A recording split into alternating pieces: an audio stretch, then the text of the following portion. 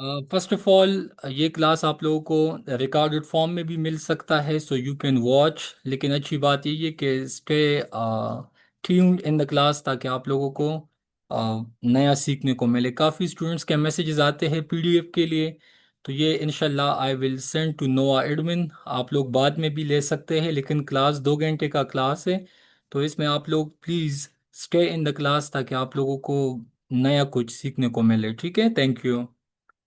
सो जनाब, next.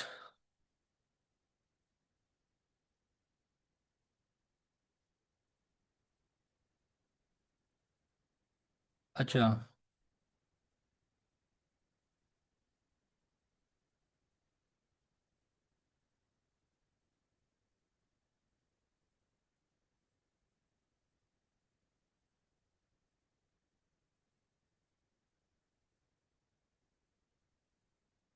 In the name of Almighty Allah, my good name is Tauseef Iqbal. Respected students, आज ये चंद slides है करंट अफेयर्स के हवाले से, लेकिन इसके अलावा आप लोगों को आज के क्लास के एंड सेशन में 2024 का 2024 के करंट अफेयर्स मिलेंगे। कल के क्लास में 2025, 2025 एंड 26, 2026 के करंट अफेयर के एमसीक्यूज मिलेंगे। तो इंशाल्लाह मुझे यकीन है कि 2 साल, मतलब एपीएससी ने तो वैसे अपने सिलेबस में लिखते हैं कि दो पिछले 5 साल की लास्ट 5 ईयर्स के एमसीक्यूज में से वो पूछते हैं, स्पेशली करंट अफेयर्स। लेकिन आप लोग एटलीस्ट 2 साल का भी देख लें, तो मैक्सिमम इंशाल्लाह आप लोगों का यहाँ से कवर अप हो जाएगा। इसके अलावा जितने भी फेमस इवेंट्स हैं, ठीक है, 2026, 2025 and up to great extent 2024, तो ये आप लोगों को पीडीएफ फॉर्म भी में भी मिल जाएगा। इसके अलावा अगर आप लोग चाहते हैं कि पिछले 5 साल का 2021, 2022, तो मेरे साथ 2021 से लेके 26 तक वो डेटा मेरे पास मौजूद है, तो वो भी आप लोग चाहे वो मैं आप लोगों को भेज दूंगा। ठीक है, सो डेट आप लोगों को मिल जाएगा। It's not a big issue. The thing is कि आप लोग जितना सीखना चाहे आई एम अवेलेबल, लेकिन इन क्लासेस से आप लोग फ़ायदा उठाएं। 22 अप्रैल हर साल वर्ल्ड अर्थ डे के हवाले से मनाया जाता है, तो प्लीज़ इस डेट को आप लोग लाजमी याद रखें। हो सके एमसीक्यूज में से पूछ लें। बाकी थीम आप लोग समझना चाहे तो ठीक है, लेकिन एक एमसीक्यूज यहाँ से आप लोगों का बन सकता है, ये वैसे आता भी है कई दफ़ा। ठीक है। अच्छा, इसके बाद रिस्पेक्टेड स्टूडेंट्स, ये मैंने कहा लिखा है कि आप लोग देख ले कि इसमें कितने लोग हैं वर्ल्ड एनवायरमेंटल डे या अर्थ डे के हवाले से। वैसे इस स्लाइड में आप लोगों को स्ट्रक्चर ऑफ अर्थ के हवाले से भी मैंने लिखा है। Outer layer mental, the medal one, and core the inner part. तो चलिए, तो आसान है, ये तो सिलेबस का हिस्सा है। ये एमसीक्यू शायद आप लोगों को इंटरेस्टिंग लगे। दुनिया में वाहिद सी हॉर्सेस, चूंकि आई हैव जोलॉजी, मतलब मैंने C S S P M S में ये ऑप्ट किया था, तो आई लव एनिमल्स। तो सी हॉर्सेस के हवाले से बताते चलूँ, it is the only animal, ठीक है, जो प्रेग्नेंट होता है। शायद आप लोगों के लिए ये मजाक हो या शायद नया हो, लेकिन इट्स अ फैक्ट। दुनिया में जितने भी आपके पास जेंडर्स है, मतलब मेल एंड फीमेल, तो again pregnancy it is the trait of ladies या फीमेल्स, हर एनिमल कैटेगरी क्लास में आप देख ले। बट सी हार्सेस के हवाले से ये एक एमसीक्यूज भी है। वैसे ये आ भी सकता है, ठीक है, या जनरल नॉलेज के लिए एटलीस्ट आप लोगों को ये पता हो कि व्हाट इज़ सी हार्सेस। तो आप लोग देख सकते हैं कि it is the only males in the world that undergo pregnancy and give birth to their offsprings। ठीक है, तो ये भी बहुत इंपॉर्टेंट है नॉलेज के लिए। मैंने बताया, आप लोग इस पे आगे सर्च करना चाहे, again it's up to you. ये MCQs 2026 का है, European political community summit 2026, Yerevan Armenia. अभी अच्छा, 2 MCQs प्लीज़ यहाँ पे आप लोग लिख ले। अर्मीनिया वाहिद मुल्क है जहाँ पे नगोर्नो कराबाग, जो कि अज़रबैजान एंड अर्मीनिया के दरमियान ये तनाज़ा था, ये कन्फ्लिक्ट था। जैसा कि Kashmir between India and Pakistan, तो जनाब आप लोगों को मालूम होना चाहिए कि ये जो आ, अर्मीनिया है अभी, इनका अज़रबैजान के दरमियान जो कन्फ्लिक्ट था, ये CSS 2021 में इस पे क्वेश्चन भी आया था।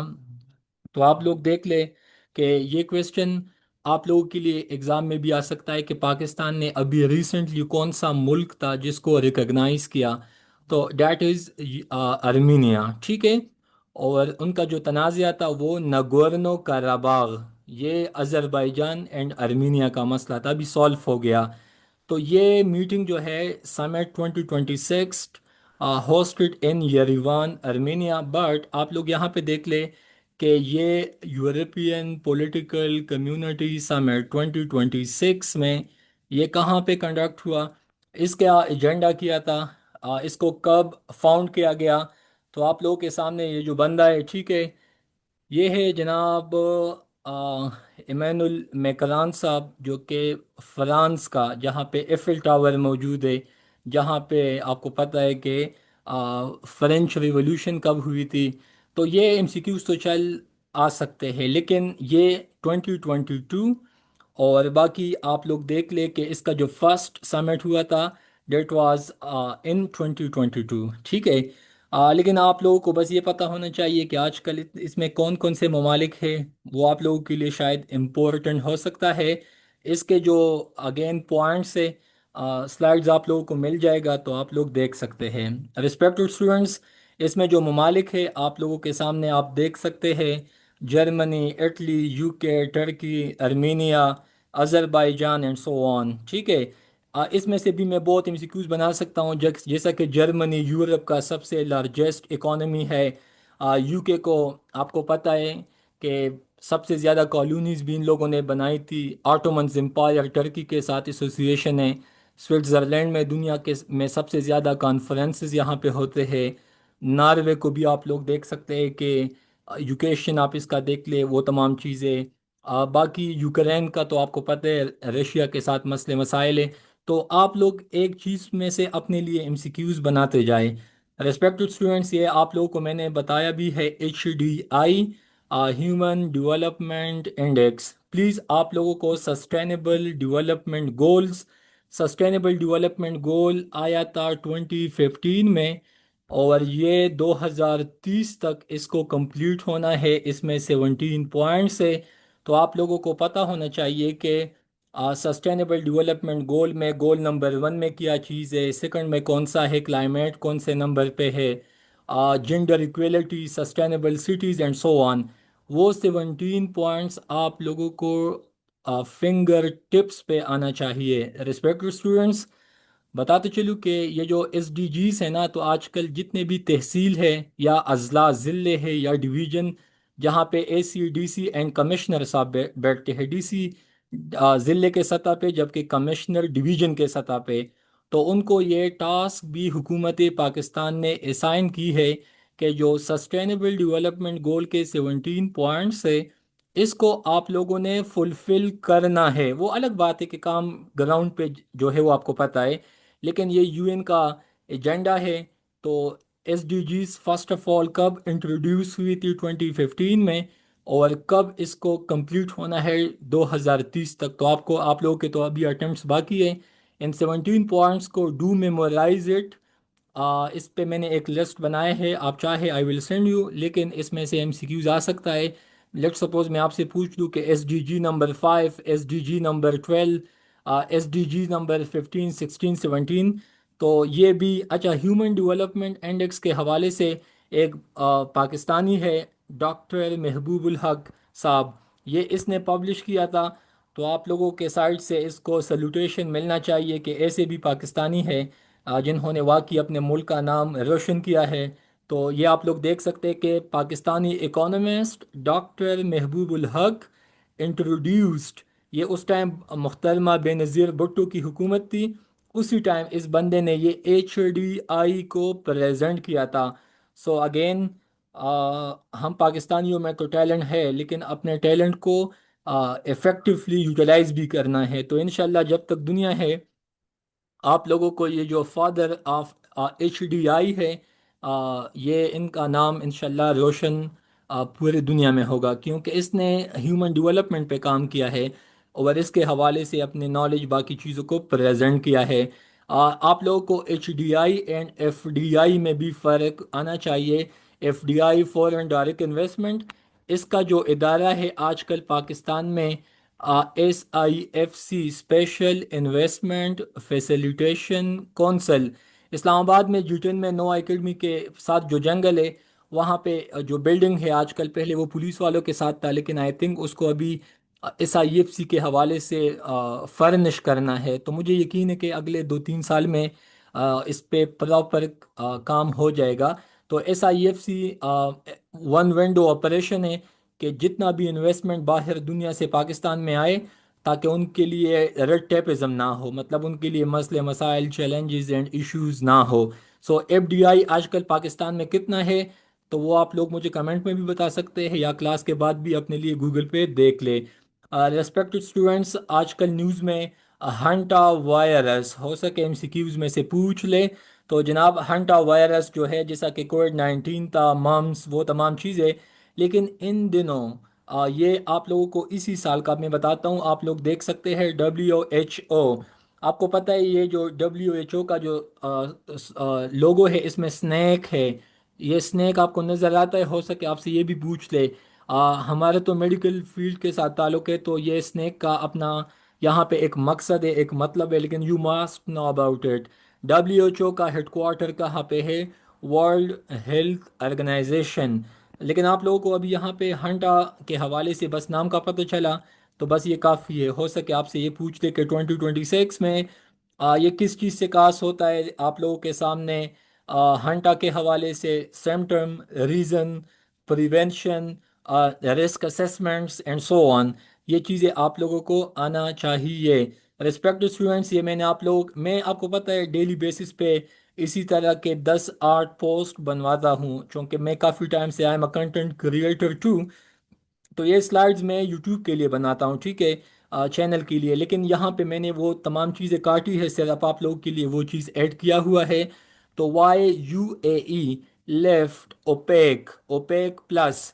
तो रीज़न सब वजूहात आपके सामने मेंशन है। YUAE left OPEC. Brief overview, आप ओपेक, ओपेक कब बना था जनाब? ओपेक बना था 14 सितंबर को। और कब? 1960 को। कहाँ पे? ये आप लोगों के सामने मेंशन है। लेकिन रिस्पेक्टेड स्टूडेंट्स, ओपेक के पास कितना ऑयल है ये आपको आना चाहिए। 14 डेट को आप लोग वैलेंटाइन डे के साथ यू कैन एसोसिएट, ठीक है, लेकिन वो फिब में होता है, नॉट इन सितंबर। बट 1960 के साथ आप लोग इंडस वाटर ट्रीटी को you can make link and association. तो आप लोग अपने लिए इसमें काम की चीज़ें देखते जाए। हो सके CSS में भी पूछ ले कि YUAE left OPEC. Respect students, आगे आप लोगों को पता है कि ओपेक एंड ओपेक प्लस में क्या फ़र्क है। मुझे कुछ लोग कहते हैं कि सर ये MCQs कहाँ से आएंगे? MCQs यही आएंगे, लेकिन आप लोग MCQs के पीछे लगे हुए, हम आपको कंसेप्ट देते हैं, आपको टॉपिक्स बताते हैं। तो आप लोगों को एक एक MCQs पे ऑप्शन बी ऑप्शन सी पे नहीं जाना। अल्लाह के बंदो, कंसेप्ट को समझो, टॉपिक्स को समझो, इवेंट्स को समझो और रिसेंट डेवलपमेंट्स को समझो। बाकी हो सके MCQs उसमें से तो आएगा, लेकिन ये जितने भी एकेडमीज है, आप लोगों को यूट्यूबर, ये आए दिन PDF यूनिवर्सिटी से आप लोग निकल जाए कि आप PDF भेजो, मैंने आपको भेज दिया, आगे उसने अगले बंदे को भेज दिया। कंसेप्ट को समझे, टॉपिक्स को समझे, इवेंट्स को समझे, इन पे कंसेप्ट बनाए। अभी आप लोगों से हो सके ओपेक में पूछे, लेकिन FPSC का है कि चल मैं आपसे ओपेक प्लस में पूछता हूँ, दिन व्हाट यू विल डू। तो ओपेक एंड ओपेक प्लस को आप लोग जाने, ठीक है। साथ साथ में आप लोग देख लेना कि फॉर्म्ड इन 2016, लेकिन यहाँ पे लिखा है कि establish in 1960। What's the difference? तो सब कुछ आपके सामने मेंशन है, ठीक है। अभी इसमें यह देख ले कि इसमें कौन कौन से non OPEC plus OPEC, OPEC plus का मतलब है कि इसमें रशिया, कजाकिस्तान, मेक्सिको, मेक्सिको तो US के साथ इसका बॉर्डर लगा है, लेकिन ओपेक में तो हम नॉर्मली देखते हैं कि इसमें मिडल ईस्टर्न ममालिक ज़्यादा शामिल होते हैं। So please OPEC and OPEC plus को समझें। रिस्पेक्टेड स्टूडेंट्स, इसमें से मुझे उम्मीद है कि आप लोगों को कभी न कभी इसमें से MCQs, इंटरव्यू क्वेश्चन या CSS PMS में से सवाल आए। ये बहुत हार्ड टॉपिक है। पाकिस्तान में लोगों को तकरीबन ये पता नहीं होता कि पाकिस्तान में जो पानी का निज़ाम है, it's is one of the best irrigation system in the world. लेकिन हम पाकिस्तानियों ने स्पेशली जो इरिगेशन डिपार्टमेंट है, इसने अपने मुल्क का, स्पेशली पाकिस्तान के पानी का बर्बादी की। ठीक है, जैसा कि आपको पता है कि आजकल सिंध एंड पंजाब, उनमें जो 6 कैनाल है, 6 कैनाल का मसला है। कालाबाग डैम को देख लें, इसके अलावा तनाज़ात तो बहुत ज़्यादा है, again and again, between Punjab and Sindh. तो वाई, तो इसके हवाले से आप लोगों को इस्लामाबाद G10 में नोआ एकेडमी के बैक साइड पे यहाँ पे एक इदारा है, एरसा, इंडस रिवर सिस्टम अथॉरिटी। इसके अलावा नेशनल वाटर एकॉर्ड कब बना था? 1991 में। 1991 में किसकी हुकूमत थी पाकिस्तान में? नवाज शरीफ साहब। रेस्पेक्टेड स्टूडेंट्स, आप लोगों को नेशनल वाटर एकॉर्ड का पता होना चाहिए। इसमें कितना पानी पंजाब को मिलता है, सिंध को, KP, बलूचिस्तान। ठीक है, लेकिन सबसे ज़्यादा पंजाब फॉलोड बाय सिंध, दिन KP एंड बलूचिस्तान। एरसा के हवाले से बताया, वाटर रिकॉर्ड के हवाले से बताया। तो ये भी आप लोगों को पता होना चाहिए। पाकिस्तान में टोटल 24 मेजर दरिया है। ठीक है। अच्छा, जब आप लोग जाते हैं ना M1 मोटर वे से, please note down eight M1 कहाँ से स्टार्ट है? पेशावर से इस्लामाबाद तक, सिटी ऑफ फ्लावर से ब्राज़ीलिया, पाकिस्तान ब्राज़ीलिया इस्लामाबाद को कहा जाता है, BRASILIA, ब्राज़ीलिया या ब्रासीलिया पाकिस्तान। M2 जो है ये आपके पास इस्लामाबाद से लाहौर। तो अगर आप लोग पेशावर से बैठे ना, आप लोगों को मैं बहुत कंसेप्ट के साथ चीज़ बताता हूँ, प्लीज़ समझे। मोटरवे पे तो आप लोग जब पेशावर से निकलते तो आपको रास्ते में आता है दरियाए काबुल। जब आप लोग सवाबी के मकाम पे पहुंचते, आपको नज़र आता है दरियाए सिंध। वैसे छोटे दरमियान में तो बहुत सारे हैं, I am talking most important. लेकिन जब आप लोग इस्लामाबाद से निकलते हैं लाहौर की तरफ, इंशाल्लाह when you will qualify CSS, तो जब आप लोग CSA की मतलब की तरफ जाओगे थ्रू मोटरवे, स्पेशली मैं KP से बताता हूँ या इस्लामाबाद से, तो आप लोगों को रास्ते में दरियाए जेलम, चिनाब, रावी, सतलज एंड वो बयास, वो तमाम चीज़ें। तो जनाब आप लोगों को पता होना चाहिए कि मुल्क रकबे के लिहाज से पंजाब बलूचिस्तान पाकिस्तान का तकरीबन 43.6% रकबा है। लेकिन इसमें 7 दरियाए हैं। हमें तो वैसे नॉर्मली लगता है ना कि शायद बलूचिस्तान में तो मतलब माउंटेन्स है, खुशक इलाका है। नो, पंजाब से ज़्यादा पानी बलूचिस्तान में है, लेकिन उसमें कैपेसिटी उतना नहीं है। दरिया तो है लेकिन पानी उतना नहीं है। ठीक है, लेकिन सबसे ज़्यादा पानी पंजाब के पास है, क्योंकि यहाँ पे इंडस है। तो इंडस को पाकिस्तान के पानियों का फादर भी माना जाता है। ठीक है, मतलब इसमें सबसे ज़्यादा बल्क क्वांटिटी है। तो 5 दरियाए जनाब, पंजाब सो पंजो पंजाब। उसके साथ साथ आप लोग देख ले सिंध, तो सिंध के पास 4 है। ठीक है, और साथ साथ में KP के, तो KP के वाले जितने भी हैं, तो आप लोगों को इस बात पे खुशी होनी चाहिए कि चल आपके पास पानी तो है ना, लेकिन सबसे ज़्यादा है। ठीक है, दरियाओं के हिसाब से तो 8 KP के साथ। याद किस तरह करना है? खैबर पख्तूनख्वा स्पेलिंग में भी ज़्यादा है, तो आप बस ये रट्टा लगाए कि चल 8 इसके साथ है। पंजाब तो वैसे भी मतलब P है, लेकिन वैसे इसको आप F समझे तो 5 समझे। और बाकी सिंध है, तो सिंध वालों के पास 4 है और बलूचिस्तान वालों के पास 7 है। तो आप ये कुल मिला के आपके पास 24 बन जाते हैं। अभी भी आपको समझना है तो फिर आप लोगों को बादाम करना चाहिए। ठीक है जनाब, तो ये चीज़ आप लोगों को समझ लेना चाहिए। अच्छी बात यही है कि चल पंजाब का तो आपको पता है, दरियाए स्वात, दरियाए काबुल, इसके अलावा मतलब KPK वाले जितने भी हैं उनको तो कम अज़ कम अपने सूबे का पता होना चाहिए। पंजाब के जो फेमस है तो वो तो चल हम सबको पता है। अभी मसला सिंध एंड बलूचिस्तान का है, तो आप लोग भी एटलीस्ट आप लोगों को फेमस नेम्स पता होने चाहिए। MCQs पॉइंट ऑफ व्यू से जस्ट 24। अभी ये तो चल आप लोगों को समझ आ गया। ये MCQs है, इस पे सबसे ज़्यादा मसला स्टूडेंट्स को होता है कि शंघाई कोऑपरेशन ऑर्गेनाइजेशन, SCO कब बना था? तो जनाब आप लोगों को अगेन बताते चलूँ कि ये 2001 में बना था। बस ये आप लोग समझे। इस MCQs पे मुझे पता है ना कि लोगों से मिस्टेक हो जाती है, तो शंघाई कोऑपरेशन ऑर्गेनाइजेशन, अगेन इसको याद कर ले, ये एमसीक्यूज बहुत बहुत इम्पोर्टेंट है। ये भी शायद पूछ ले। ब्रिक्स के हवाले से बताते चलूँ तो जनाब 2009, ये एमसीक्यूज भी मेरे ख्याल में इसके बाद आप लोगों को याद होना चाहिए। सो ब्रिक्स वाज फॉर्म्ड इन 2009, जबकि एससीओ दुनिया में पहले आया था, तो वो 2001। अभी हमने किस तरह याद करना है एससीओ? जिस टाइम आया था उस टाइम पाकिस्तान में तख्त पे कौन बैठा था? मुशर्रफ साहब।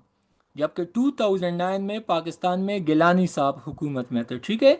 तो मतलब यू समझे। रिस्पेक्टेड स्टूडेंट्स, अभी ये एमसीक्यूज भी आप लोगों को मैं बताते चलूँ। मेन मेन मैं बताऊंगा। बाकी जो आप लोगों का मेन स्लाइड है आज के क्लास में, वो साइंस का पार्ट है। बलूचिस्तान के स्टूडेंट्स को बताते चलूँ, वैसे मतलब पीएमएस के हवाले से यू कैन से, लेकिन सीएसएस में भी ये बहुत इम्पोर्टेंट है। अभी बलूचिस्तान में कुछ चेंजेस की गई, ठीक है? तो वो आप लोग समझे। वहाँ पे डिवीजन जैसा कि पशीन डिवीजन, ठीक है? तो अच्छा, ये which of the following districts will be part of new Pishin division, तो ये अभी रिसेंट डेवलपमेंट है। किला अब्दुल्ला।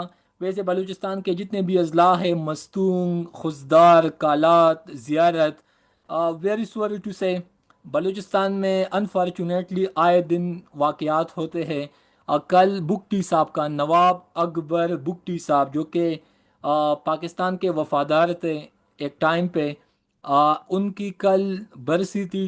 26 अगस्त 2006 में मुशर्रफ साहब ने उनको, मतलब आप समझ सकते हैं कि उनको एक मिलिट्री ऑपरेशन में किल किया था। लेकिन अगेन ये चीज़ आप समझे कि बुगटी साहब के हवाले से, लेकिन वो बलूचिस्तान का गवर्नर भी थे और बाद में सीएम भी बने।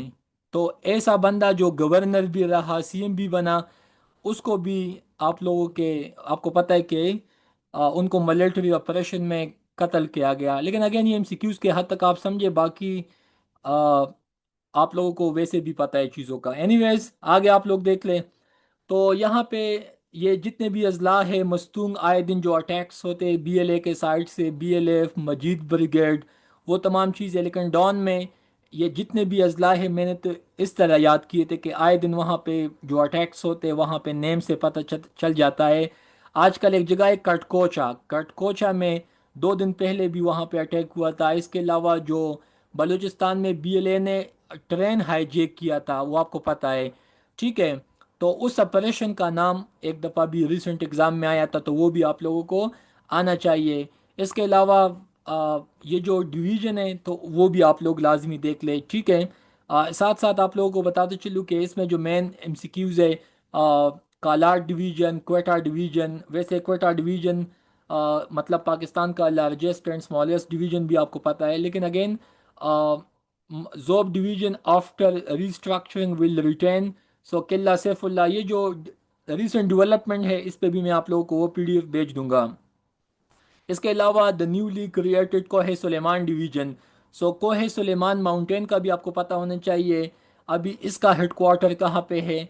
इसके अलावा कोहे सुलेमान डिवीजन में आजकल कौन कौन से अजला है? तो कोहलू, बरखान, अपर डेरा बुगटी, डेरा बुगटी बुगटी साहब के कबीले के नाम पे है, एंड सो ऑन।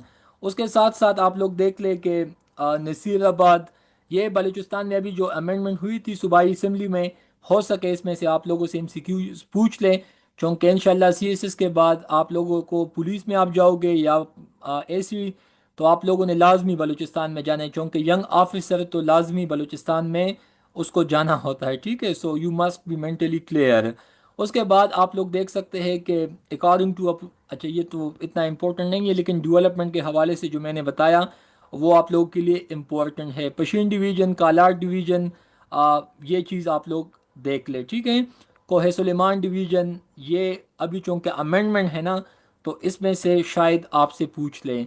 ये एमसीक्यूज़ बताते चलूँ कि दरियाए नील के हवाले से या नाइल्स के हवाले से, तो ये लोग लार्जेस्ट एंड लॉन्गेस्ट में गलत होते हैं, तो बस आप इसको यूँ समझें, लॉन्गेस्ट एंड नाइल, नाइल में भी एल है, एन है, तो इसमें भी एन है, एल है।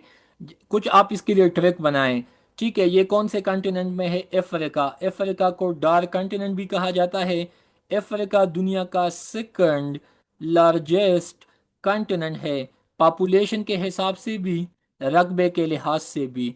जबकि लार्जेस्ट वन एशिया है, रकबे के लिहाज से भी, आबादी के लिहाज से भी। अफ्रीका को डार्क कंटिनेंट भी माना जाता है।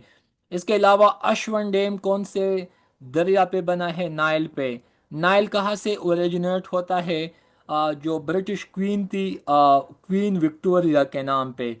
यांगजी, ये चाइना का लार्जेस्ट दरिया है। पाकिस्तान का इंडस है। इंडिया का गंगा है। इसके अलावा येलो रिवर, तो ये चाइना का या चाइनीज का सेकंड लार्जेस्ट दरिया है। लेकिन एशिया में भी ये सेकंड नंबर पे है। ठीक है, वोल्गा, तो वोल्गा यूरोप में है। तो एटलीस्ट आपको पता है कि नॉर्थ अमेरिका में लार्जेस्ट कौन है, South America, Asia, Africa and so on. Respect to students, ये भी पाकिस्तान ने रिसेंटली यूएस के साथ जो मेडिएशन की, आसिम मुनीर साहब ने, आज पाकिस्तान ने एक नया मुआहिदा किया, आप लोग देख सकते हैं। लेकिन ट्राइलेटरल एग्रीमेंट के हवाले से चीज़ों को देख ले, F-16 मॉडर्नाइजेशन या US F-16 के हवाले से, तो ये चीज़ आप लोग देख ले, मॉडर्नाइजेशन पैकेज कितना था? तो ये 686 मिलियन। और उसके बाद ये जो MCQs है, ठीक है, वो आप लोग देख ले। ये अपग्रेडेशन जो है, ये कब तक ऑपरेशनलाइज होगी? 2040 तक। ठीक है, और बाकी 2047 में पाकिस्तान 100 साल का होगा, तो पता नहीं हम होंगे या नहीं। लेकिन ऐसे जो आया था 247 विजन ऑफ पाकिस्तान, तो इस क्वेश्चन को भी देख ले। इसके अलावा जनाब, 80% of Pakistan weapon imports from, तो ये चाइना। सिपरी, आपको पता है ये एक इंस्टीट्यूट है दुनिया के सतह पे, इंटरनेशनल लेवल पे, ये वेपन्स को, आर्टिलरी, इन चीज़ों को देखता है। तो पाकिस्तान ने सबसे ज़्यादा वेपन्स परचेज की है 2020 से लेके 24 तक फ्राम चाइना। ठीक है, इंडिया, आपको पता है सिपरी रिपोर्ट के मुताबिक ये तीसरे नंबर पे है, रशिया फॉलोड बाय यूएस। तो वो भी आप लोग देख ले। ये IMF के हवाले से प्लीज़ MCQs आएंगे, लाजमी आएंगे। अच्छा, मैं आपको पता है डोमेन्स बता सकता हूँ। एक एक MCQs पे मैं जाऊँगा तो मुझे लगता है कि it is a childish behaviour. तो कंसेप्ट बताया कि IMF को डिटेल में देख ले। IMF ने हम ही अभी हमें जो ट्रांच दी है, जो पैकेज दी है, वो कितना है? तो आप लोग इसमें से मेन मेन चीज़ें समझे। IMF के MD का नाम क्या है? IMF के जो डेलीगेशन आया था, उसमें से कौन कौन थे? इस तरह के MCQs को लाजमी देख लें। रेस्पेक्टेड स्टूडेंट्स, आगे आप लोग देख लें कि total structural benchmarks now in IMF additional condition and Pakistan. ये MCQs प्लीज़ नींद में भी आप लोग भूल ना जाए। ये जो हमें रिसेंट ट्रांच मिला है या जो पैकेज मिला है, इसमें 7 बिलियन बेल आउट पैकेज है। ठीक है, नो डाउट IMF पाकिस्तान को ही चलाता है, हम डिपेंडेंट है। तो ये 7 बिलियन का एटलीस्ट, ये कब? दिसंबर 2026। ठीक है, मतलब कब तक? By when must assess asset declaration be publish in IMF additional condition on Pakistan and so on. तो ये कब तक होना है? Option A. उसके बाद ये जो पैकेज मिला है, ठीक है, अगेन ये कब तक है? अक्टूबर 2026। तो इसमें भी ये देखा जाएगा कि win is the action plan for corruption risks required in IMF's condition additional condition and Pakistan. अभी IMF का एक रिपोर्ट आया है कि पाकिस्तान में कितना करप्शन होता है डॉन में। ये भी एक रिपोर्ट आया है पाकिस्तान गवर्नेंस पे, वर्ल्ड बैंक का जो रिपोर्ट है, प्लीज़ उसको आप लोग लाजमी देख ले। आपको नहीं मिला तो मैं आप लोगों को भेज दूंगा। तो ये पैकेज के हवाले से MCQs है। लेकिन ये 7 बिलियन का जो लफ्ज़ है, बस आप लोगों को एटलीस्ट ये पता होना चाहिए, क्योंकि ये IMF के साथ रिलेटेड है। बाकी इसमें से अगेन एक ही PDF से मैंने ये MCQs बनवाया था, लेकिन बस जो चीज़ काम की है वो आप लोग समझे। US के हवाले से बताते चलूँ, नासा के हवाले से बताते चलूँ, तो US ने न्यूक्लियर डिप्लॉयमेंट करना है मून पे। ठीक है, दुनिया पे तो वैसे भी इन लोगों ने तबाही मचाई है, लेकिन 2030 तक अब ये लोग स्पेस रेस में चाहते कि ये लोग, वैसे भी ये लोग आगे है। नासा तो आप लोगों को पता है। लेकिन ठीक है, सीन डफी, ये कौन लीड करेगा आजकल? कौन मतलब इस पोजीशन पे है? Sean Duffy. एनीवेज, आप लोग देख ले, तो इस पे रिस्पॉन्स किसने देना है? अगेन भाई लोग, China and Russia both communist and again आपको पता है, लेकिन they are natural enemies, ideological enemies of USA. एक चीज़ बताते चलूँ प्लीज़, कि ये इस दफ़ा मुझे लगता है कि टेरिफ्स के हवाले से आएगा, कि यूएस ने इंडिया पे कितना टेरिफ लगाया, पाकिस्तान पे कितना लगाया, कनाडा पे कितना लगाया, चाइना पे कितना लगाया, एक दफ़ा तो 100% लगवाया था। तो वो चीज़ प्लीज़ आप लोग देख लें। मुझे लगता है कि डोनाल्ड ट्रंप साहब के हवाले से एमसीक्यूज आएंगे। एक है ना ट्रेड वॉर, वो तो चल आसान है, लेकिन टेरिफ्स का जो मामला है रिसेंट पास्ट में, और डोनाल्ड ट्रंप साहब के पास तो ये ही एक स्ट्रेंथ है कि वो धमकाता है, ठीक है। तो ये एमसीक्यूज आप लोग देख ले, नहीं मिले तो मैं आप लोगों को भेज दूंगा। मून मिशन के हवाले से बताया मैंने, डोमेन्स बताए, बाकी प्लीज़ टाइम अभी भी है, तो वो मैं आप लोगों को भेज भी दूंगा, खुद से भी देख ले। एनीवेज, पाकिस्तान का जो स्पेस मिशन है सुपार्को, इस्लामाबाद में मौजूद है। सुपार्को कब बना था? अभी उसने भी वो कहते कि हमने भी मून पे जाना है एंड सो ऑन। अच्छा, ये डिजर्ट्स के हवाले से मैंने आप लोगों को कुछ एमसीक्यूज बताने हैं। एटलीस्ट आप लोगों को एक एक एमसीक्यूज का पता हो कि साउथ अमेरिका में, नॉर्थ अमेरिका, एशिया, आ, अफ्रीका, इसमें से जो मेन मेन डिजर्ट्स है ना, एक एक बस कम से कम आपको पता हो, एटलीस्ट वन। लेकिन वो लार्जेस्ट, लॉन्गेस्ट, ये आपको आने चाहिए। सो इसमें से दो है, एक है पेटागोनियन, एक है अटाकामा डेजर्ट। अटाकामा डेजर्ट वैसे सहारा डेजर्ट भी वैसे मतलब काफ़ी हॉटेस्ट है, वहाँ पे भी बहुत गर्मी होती है। लेकिन यूएस में, या यूएस के साथ जो एसोसिएटेड अटाकामा या अटाकामा डेजर्ट है, it is one of the among the hottest one. अभी ऑस्ट्रेलिया में, तो प्लीज़ आप लोगों को सिम्पसन कार्टून का तो पता होगा, लेकिन गिब्सन, ग्रेट सैंडी, विक्टोरिया, चूंकि ऑस्ट्रेलिया भी once upon a time it was colony of UK. तो ये सिम्पसन कार्टून, इसके अलावा केनवा जो ऐप है जिनसे हम एडिटिंग करते, it also belongs to Australia. And टनामी, आसान है, नेम से भी आप लोग गेस लगा सकते हैं। इसके अलावा ये एक एमसीक्यूज है, प्लीज़ आप लोग लिख ले। कोरल रीफ, आपको पता है ये 9-10 में आप लोगों ने देखा होगा, तो ये भी ऑस्ट्रेलिया में ही पाया जाता है, पैसिफिक ओशन पे, ठीक है। तो ये भी एक एमसीक्यूज में आया है, आ सकता है। रिस्पेक्टेड स्टूडेंट्स, आगे आप लोग देख ले। अफ्रीका के हवाले से दुनिया का सेकंड लार्जेस्ट कंटिनेंट भी है, डार्क कंटिनेंट भी इसको कहा जाता है। ये एक एमसीक्यूज है कि एशिया के ग्रास को क्या कहा जाता है, वो आ, आप लोगों को मैं शायद आगे बताऊंगा। लेकिन अफ्रीका में जो ग्रास उगते हैं उनको क्या कहा जाता है, नॉर्थ अमेरिका इसमें अलग नाम है। तो ये चीज़ें भी आप लोग देखें। लेकिन Sahara desert largest hot desert, ठीक है। तो ये आप लोग देख ले। इसके अलावा नाम है नोबियन एंड सो ऑन, ये अफ्रीका के हैं। साथ में ये कुछ स्ट्रेट्स के हवाले से, ये जो जहांगीर वर्ल्ड टाइम का बुक है या नोआ का जो बुक है, उसमें तो आसान आसान आप लोगों को देखने को मिलते हैं। लेकिन एफपीएससी को भी पता है कि ये मार्केट में 2-3 बुक है, एक कारवान है, एक अदील नियाज साहब का जो बुक है। मैं उसके खिलाफ नहीं हूँ, लेकिन प्लीज़ आप इन गेम से निकले, क्योंकि एफपीएससी को भी पता है कि मार्केट में ये जो 2-3 किताब है, तमाम स्टूडेंट्स ने इनको कानों से पकड़ा है। तो प्लीज़, कभी कभी वो आपको सरप्राइज देता है। तो आप लोग कंसेप्ट समझे, डोमेन्स को समझे, उसके अंदर खुद भी काफ़ी चीज़ें आप लोग समझ सकते हैं, देख सकते हैं। कुछ लोग मुझे कहते हैं कि सर मैंने तो ये किताब देखा था। आपको पता है सबसे ज़्यादा मिस्टेक्स कारवान बुक के ऑप्शंस में है, इवन अदिल नियाज बुक में भी इतने मिस्टेक्स है आप लोग की सोच से ज़्यादा। वो जो कीज होते हैं ना, उसमें मसले होते हैं। तो प्लीज़ एमसीक्यूज को डबल ट्रिपल क्वाड्रिपल कंफर्म किया करें, मुझसे पूछे, बाकी खुद से भी देखे। एक चीज़ बताते चलूँ कि प्लीज़ एआई को, चैट जीपीटी को एमसीक्यूज के लिए ना देके। मैं चूँकि खुद भी कंटेंट क्रिएटर हूँ, काफ़ी अकेडमीज के लिए मैं काम करता हूँ, खुद भी अपने यूट्यूब के लिए, नोआ के लिए। लेकिन काफ़ी लोग अच्छे अच्छे टीचर्स चैट जीपीटी से एमसीक्यूज बनवाते हैं, यकीन माने इतने मिस्टेक्स। तो प्लीज़ ये चैट जीपीटी से भी एमसीक्यूज ना देके।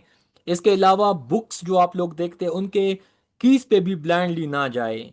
आप लोगों का मेहनत भी होगा, लेकिन मेहनत गलत डायरेक्शन में होगा, या गलत एमसीक्यूज आप लोगों ने मेमोराइज किया होगा, it will all will be in when. आप लोगों की मर्जी है, मैंने बताया। सो डेविस स्ट्रैट कहाँ पे मौजूद है, इसके अलावा लोकेशन का बताया, हडसन स्ट्रैट का बताया। स्पोर्ट्स के हवाले से क्रिकेट आपको पता है, football, basketball, polo, hockey, baseball, volleyball, ice hockey, kabaddi, ये आसान है।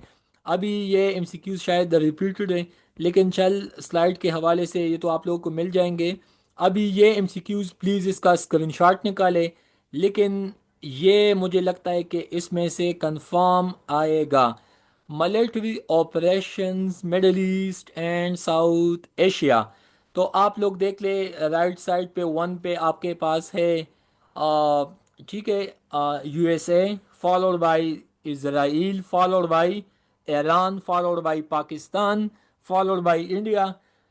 अभी आप लोग देख ले, नेम्स का मैंने लिखा है, मैं यकीन से कहता हूँ, मैं वो कहते हैं ना हिंदी में विश्वास से कहता हूँ कि इन ऑपरेशंस का ज़िंदगी में कभी न कभी आपसे इंटरव्यू में, एग्ज़ाम में, एमसीक्यूज़ में, सीएसएस में, पीएमएस में पूछा जाएगा। So the first of all 2026 में आप ऑपरेशंस के नेम को भी देख ले। तो मैं बताता हूँ, आप लोग सुनते जाए जनाब। अच्छा, ये एक चीज़ यहाँ पे मिसिंग है। आप लोग देख ले कि यूएसए ने जब अटैक किया था वेनेजुएला पे, उस ऑपरेशन का नाम शायद मैंने आगे लिखा भी होगा, लेकिन वो लाजमी देख लें, वो भी 2026 का डेवलपमेंट है। ऑपरेशन एपिक, एपिक कैसे कहते हैं, पीक को, टॉप को। आ, इसके अलावा एपिक फ्यूरी, ये गुस्से को कहते हैं, ठीक है, फ्यूरियस मतलब। तो ये किसने लॉन्च किया था, यूएसए ने, किसके खिलाफ, ईरान के खिलाफ। अच्छा, Israel military operation in Iran. अभी लाइन तो आपको पता है, और ये जब आपको पता है, शेर जब आवाज़ निकालता है गुस्से में जो होता है, बहुत जोशीले अंदाज में, रेजियस, ठीक है, गुस्से वाला। तो इजराइल कहता है कि भाई हम भी शेर से कम नहीं है, ठीक है। तो वो आप लोग देख लें, लेकिन इन लोगों ने ऑपरेशन का अपना यही नाम फिक्स किया था।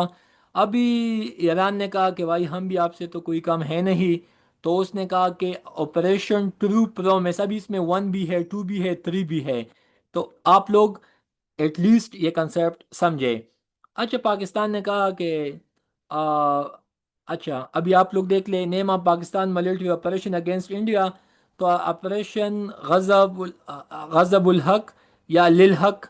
लेकिन अगेन आप लोगों को ये पता होना चाहिए कि पाकिस्तान आर्मी ने ऑपरेशन शाबान अभी किया था बलूचिस्तान में।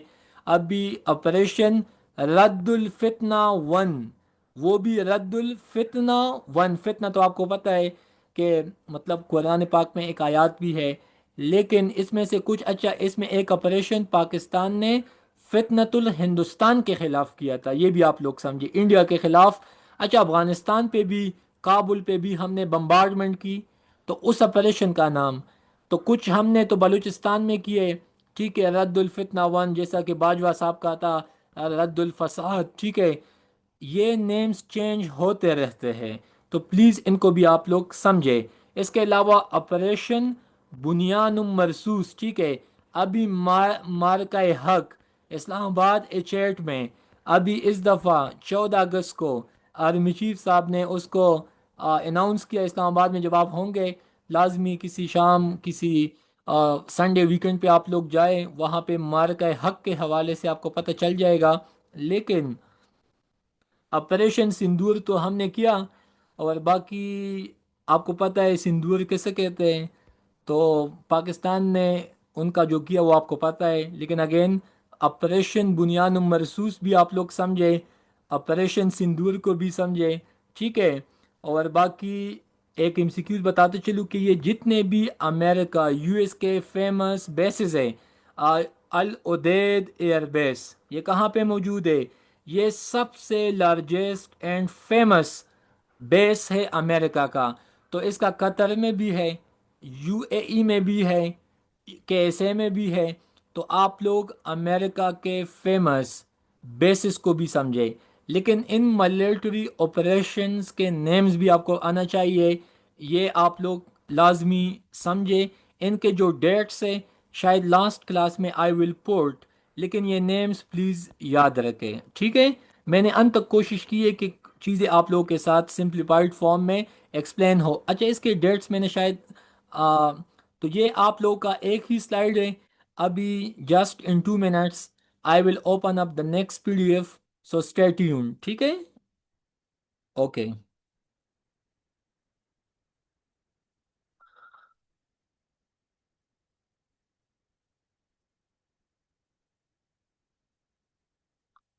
अच्छा।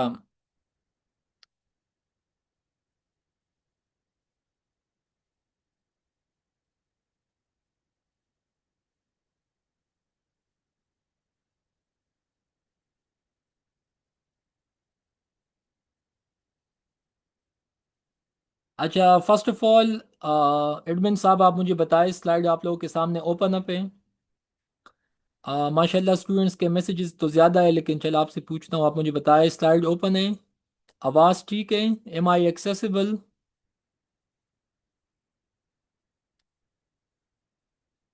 M I Audible?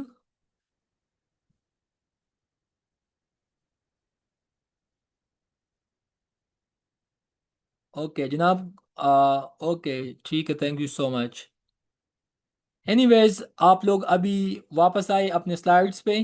तो इसमें से जो मैंने आप लोगों को अभी हेडलाइंस बताने हैं, तो आप लोग एटलीस्ट इसको एक दफ़ा देख लें।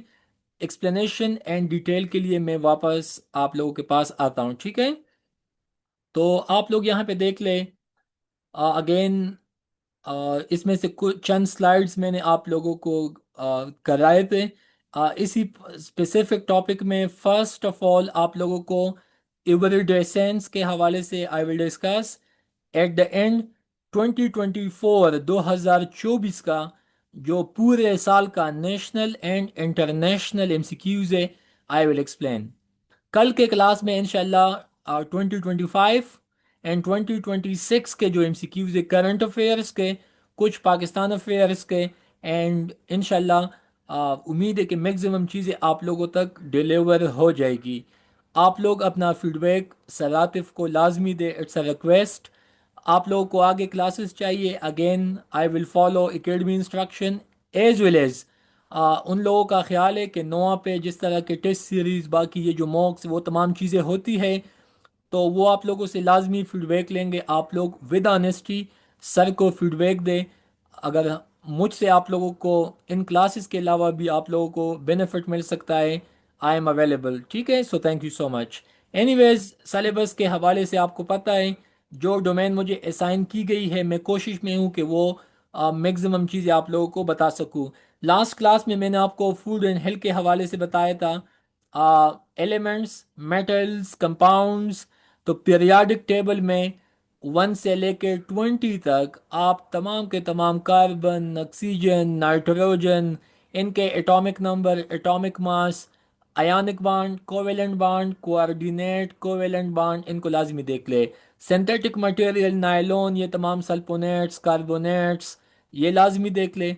इसके अलावा एटम्स किसने डिस्कवर किया? John Dalton, Rutherford. Alpha, beta, gamma rays के हवाले से चीज़ों को देख ले, ठीक है? रेस्पेक्टेड स्टूडेंट्स, जितने भी आपके पास फेमस theories है, आइंस्टाइन के, साथ साथ में न्यूटन के, साथ साथ में गैलीलियो के, साथ साथ में आपके पास जो बाकी है, ठीक है, मेंडल साहब जिसका मेडिकल में बहुत इनपुट है, तो इन चीज़ों को लाजमी देख ले। फिजिक्स में जो मैन मैन है, केमिस्ट्री में। साथ साथ आप लोगों को बताते चलूँ, ये जितने भी फेमस मुस्लिम स्कॉलर थे या जो साइंटिस्ट थे, इब्नुल हैसम, अल बिरूनी, अल फाराबी, इसके साथ साथ जाबिर इब्ने खयान, साथ साथ आप लोग देख ले अलकिंदी साहब। तो इनके हवाले से आप लोग देख ले कि फादर ऑफ एसिड H2SO4 ये किसने इजाद किया था? ऑप्टिक्स पे किसने काम किया था? अब मेडिकल बुअलिसीना साहब ने, जिसने मेडिकल मेडिसिन के हवाले से काम किया था। तो आप लोग जाबिर इब्ने हयान, अब्दुल हैसम, अलकिंदी साहब ने सरकमफरेंस ऑफ द अर्थ पे काम किया था। इन चीज़ों को लाजमी देख ले, ठीक है? रिस्पेक्टेड स्टूडेंट्स, आगे आप लोगों को बताते चलूँ कि इन्वेंशंस एंड डिस्कवरीज। पेनिसिलिन एक एंटीबायोटिक है। अगमेंटिन टैबलेट का तो आप लोगों ने नाम सुना होगा जब आप लोगों को थ्रॉट इन्फेक्शन, ENT का मतलब है एयर, नोज, थ्रोट, इनके लिए अगमेंटिन या पेनिसिलिन। पेनिसिलिन एंटीबायोटिक किसने मतलब इन्वेंट किया था, ठीक है, इस पे किसने काम किया था? इसके अलावा लुईस पास्चर ने किस पे चीज़ पे काम किया था? पास्चराइजेशन पे किसने काम किया था? ये तो 9-10 के एमसीक्यूज है, और इनको भी आप लोग लाजमी देख ले। रिस्पेक्टिव स्टूडेंट्स, आगे आप लोग देख ले साइंटिफिक इंस्ट्रूमेंट्स, कल भी बताया था, आज भी जस्ट मैंने आप लोगों को इसके हवाले से बताया, लेकिन मैं अपने स्लाइड पे आता हूँ 45 तक, 45 तक ये मैंने डिस्कस किए थे। तो चल आप लोग आगे जो स्लाइड्स हैं इंशाल्लाह आई विल एक्सप्लेन। अच्छा, लास्ट क्लास में हमने यहाँ तक किया था, ठीक है। तो प्लीज़ इन चीज़ों को आप लोग लाजमी समझे। इसमें से मैं काम की चीज़ें आप लोगों को अगेन बताते चलूँ, शायद उसी टाइम क्लास में टाइम कम था।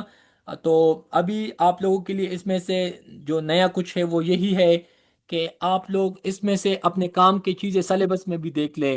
आपको बताते चलूँ, एक चीज़ याद रखें, मतलब मैं वैसे ख़वातीन के ख़िलाफ़ तो बिल्कुल नहीं हूँ, लेकिन आप लोगों को बताते चलूँ, ये जितने भी डिजीज़ हैं, पैथोजेंस हैं, तो इसमें सबसे ज़्यादा आपको पता है मसले मसाइल किस चीज़ से कास होते हैं? आ, उनका जो जेंडर होता है वो फीमेल, जैसा कि आप डेंगू को देख ले, मलेरिया को देख ले, या इवन आप एस्केरियासिस एस्क्रिस को देख ले, ये जो एब्डोमेन में पाए जाते हैं, ये तमाम के तमाम किस चीज़ से कास होते हैं? इसका जो जेंडर होगा वो जनाब होगा फीमेल। तो ये वैसे इट्स अ फन, लेकिन इट्स अ फैक्ट कि ये हमारी बॉडी में जितने भी पैथोजेंस कास होते हैं या डिजीजेस, प्रोटोजोअल इन्फेक्शन, मलेरिया, इसके अलावा डेंगू, आ, बाकी भी मल्टीपल ऐसे हैं, ठीक है, लेशमेनियासिस, ट्राइपेनोसोमियासिस, वो तमाम डिजीजेस, इसमें से जो आपका जो मेन वेक्टर होगा इट विल बी फीमेल। तो आप लोग इसको यूं ना समझे कि मर्द मासूम होते हैं, ठीक है। लेकिन इसमें भी कोई शक नहीं है कि दुनिया में जितने भी आप लोग वर्ल्ड वार 1 को देख ले, वर्ल्ड वार 2 को देख ले, तो इसके बिहाइंड जो फसाद है ना, वो भी मर्द है। मतलब ये जितने भी जंग है, ये जो आप लोग देखते हैं, तो इसमें से मेन इन्वॉल्वमेंट किसकी है? मर्दों का। लेकिन ये जो बाकी स्पीशीज़ है, एनिमल्स है, तो वहाँ पे फिर मसला यही है कि उनके मर्द मासूम है, इनकी ख़वातीन में मसला है, ठीक है। So it's for knowledge but it's a fact. Anyways, आगे आप लोग देख लें। तो मलेरिया आप लोगों का सिलेबस का टॉपिक है। टेटिनस के हवाले से बताया था, टेटिनस टॉक्साइड वैक्सीन है, TT इमाटेट। इंसुलिन आप लोगों को पता है, जब हम छोटे थे ना, तो वो OPV, ओरल पोलियो वैक्सीन। तो जब भी आप लोगों के घर पे ये ख़वातीन आए, मैं जब भी घर पे होता हूँ, ये लेडी हेल्थ वर्कर जब आते हैं, तो मैं लाजमी अपनी अम्मी को कहता हूँ कि उनको आप इज़्ज़त दें, उनको चाय पिलाए, क्योंकि they are working for state, ये पब्लिक हेल्थ के हवाले से दे आर सर्विंग। तो आप भी इस तरह के लोगों को, ख़वातीन को, या इनके पास जो पुलिस वाले आते हैं specially in KP and Balochistan security में, तो आप लोग लाजमी उनको चाय पिलाए, उनको उनकी हॉस्पिटलिटी में आप लोग सबसे आगे होने चाहिए। एनीवेज, डायबिटीज़ के दो टाइप्स है, लेकिन जो तीसरा टॉपिक है वो है गेस्टेशनल डायबिटीज़। तो डायबिटीज़ टाइप 1 एंड टाइप 2 आपको पता होना चाहिए, लेकिन ख़वातीन में जब वो प्रेग्नेंट होती है, तो लास्ट मंथ्स में उनमें वैसे शुगर का लेवल उसमें से वैसे भी इजाफा होता है, उसको गेस्टेशनल, उसका ताल्लुक जस्ट प्रेगनेंसी के साथ है। जब डिलीवरी हो जाती है, उसका जो शुगर का लेवल है डायबिटीज़ का, वो ऑटोमेटिक लो हो जाता है। So type 1, type 2, and the next one is gestational, उसका ताल्लुक है गेस्टेशन के साथ।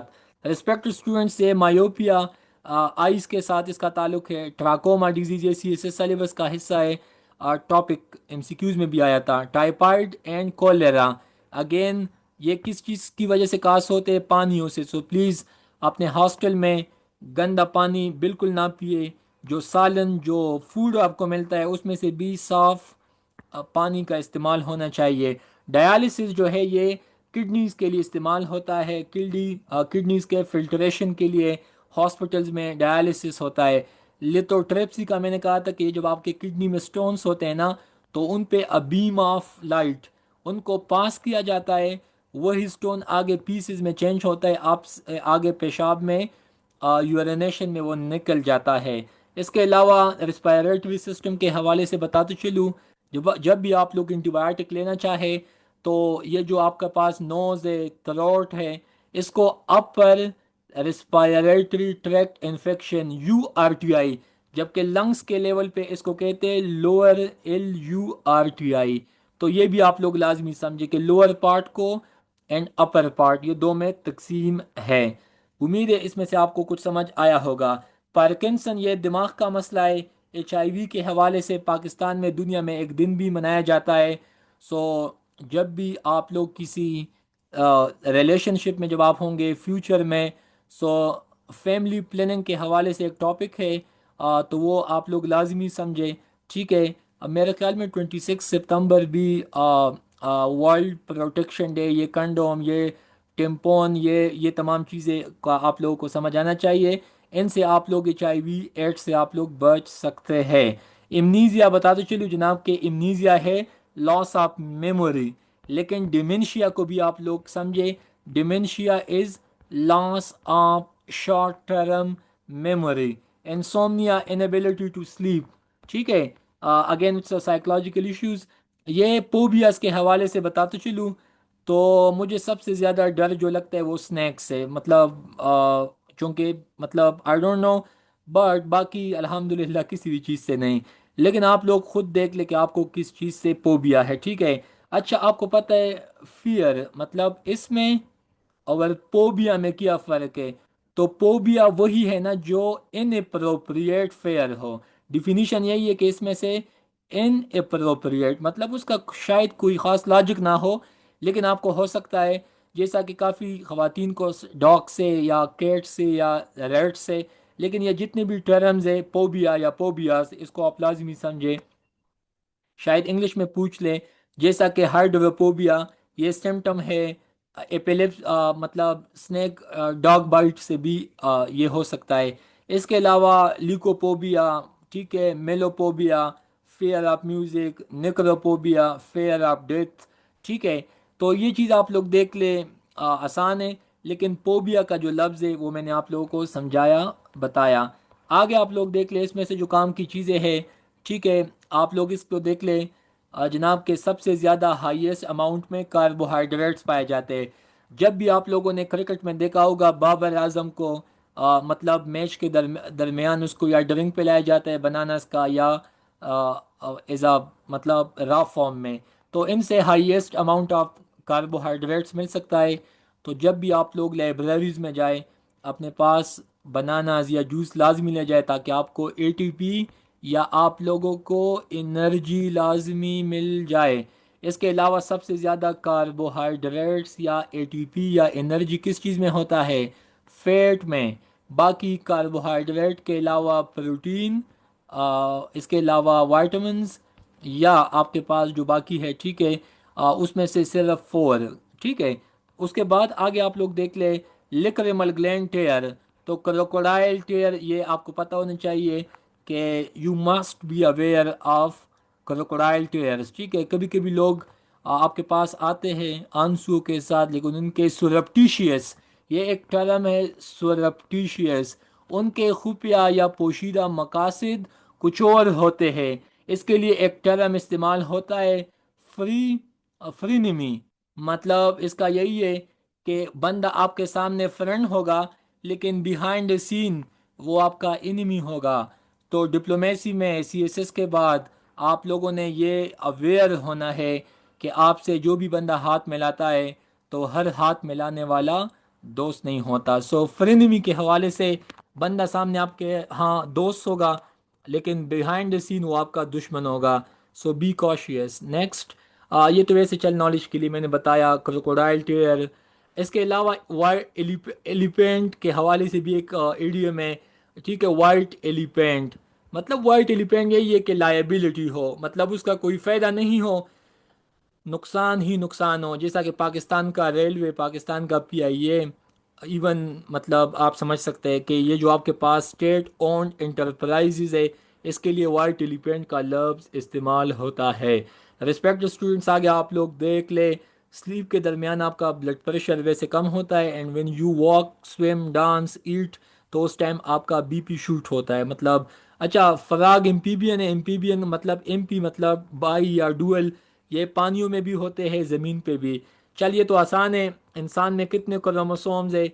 46। बाकी पेयर्स के फॉर्म में 23। इंसानी वजूद में सबसे ज़्यादा जो मिनरल मादनियात पाया जाता है वो आपके पास कैल्शियम है। इसके लिए कैल्शियम पी के नाम से एक शरबत मिलता है। यकीन माने इस शरबत को आप लें तो आप लोगों में जान वापस आ जाएगा। Calcium P. कैल्शियम पी में आपको सबसे ज़्यादा हाईएस्ट अमाउंट में कैल्शियम मिलेगा। तो इनसे आपकी स्टडीज़, बाकी आपकी फिजिक में कुछ हद तक इम्प्रूवमेंट आ सकती है। क्योंकि आपको पता है हॉस्टल्स में तो बैलेंस डाइट तो क्या, डाइट भी सही तरह नहीं मिलता। तो सप्लीमेंट्स आप लोग लेना चाहे सो यू कैन अवेल। ठीक है। रिस्पेक्ट स्टूडेंट्स, आगे आप लोग देख ले चल। वोकल कार्ड का जो दूसरा नाम है वो है आपके पास लेरिंग्स एंड इसके अलावा पेरिंग्स। इसको भी समझे। हेमोलाइसिस का मतलब है जब आपके पास 120 दिन बाद death of red blood cell होता है ना, तो आपके पास जो रेड ब्लड सेल है इसकी रप्चर, ब्रेकडाउन, स्प्लिटिंग को हेमोलाइसिस भी कहा जाता है। आगे आप लोग देख ले, इसमें से चंद काम की एमसीक्यूज जो हो आप लोगों को बताते चलूँ। ओके। ठीक है। ओके। ठीक है। ये एक एमसीक्यूज है। चल मैं आप लोगों को बताते चलूँ। ओके। उवी पेरस, ओवा वीपेरस। ठीक है।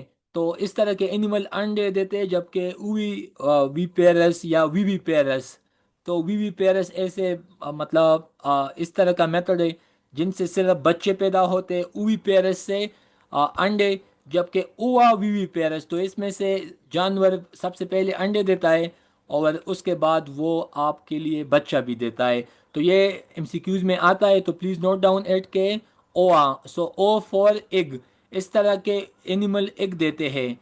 जबकि वीवी पेरस, सो वी फॉर, ठीक है, तो इनसे खवातीन या जो एनिमल्स है they give birth to babies.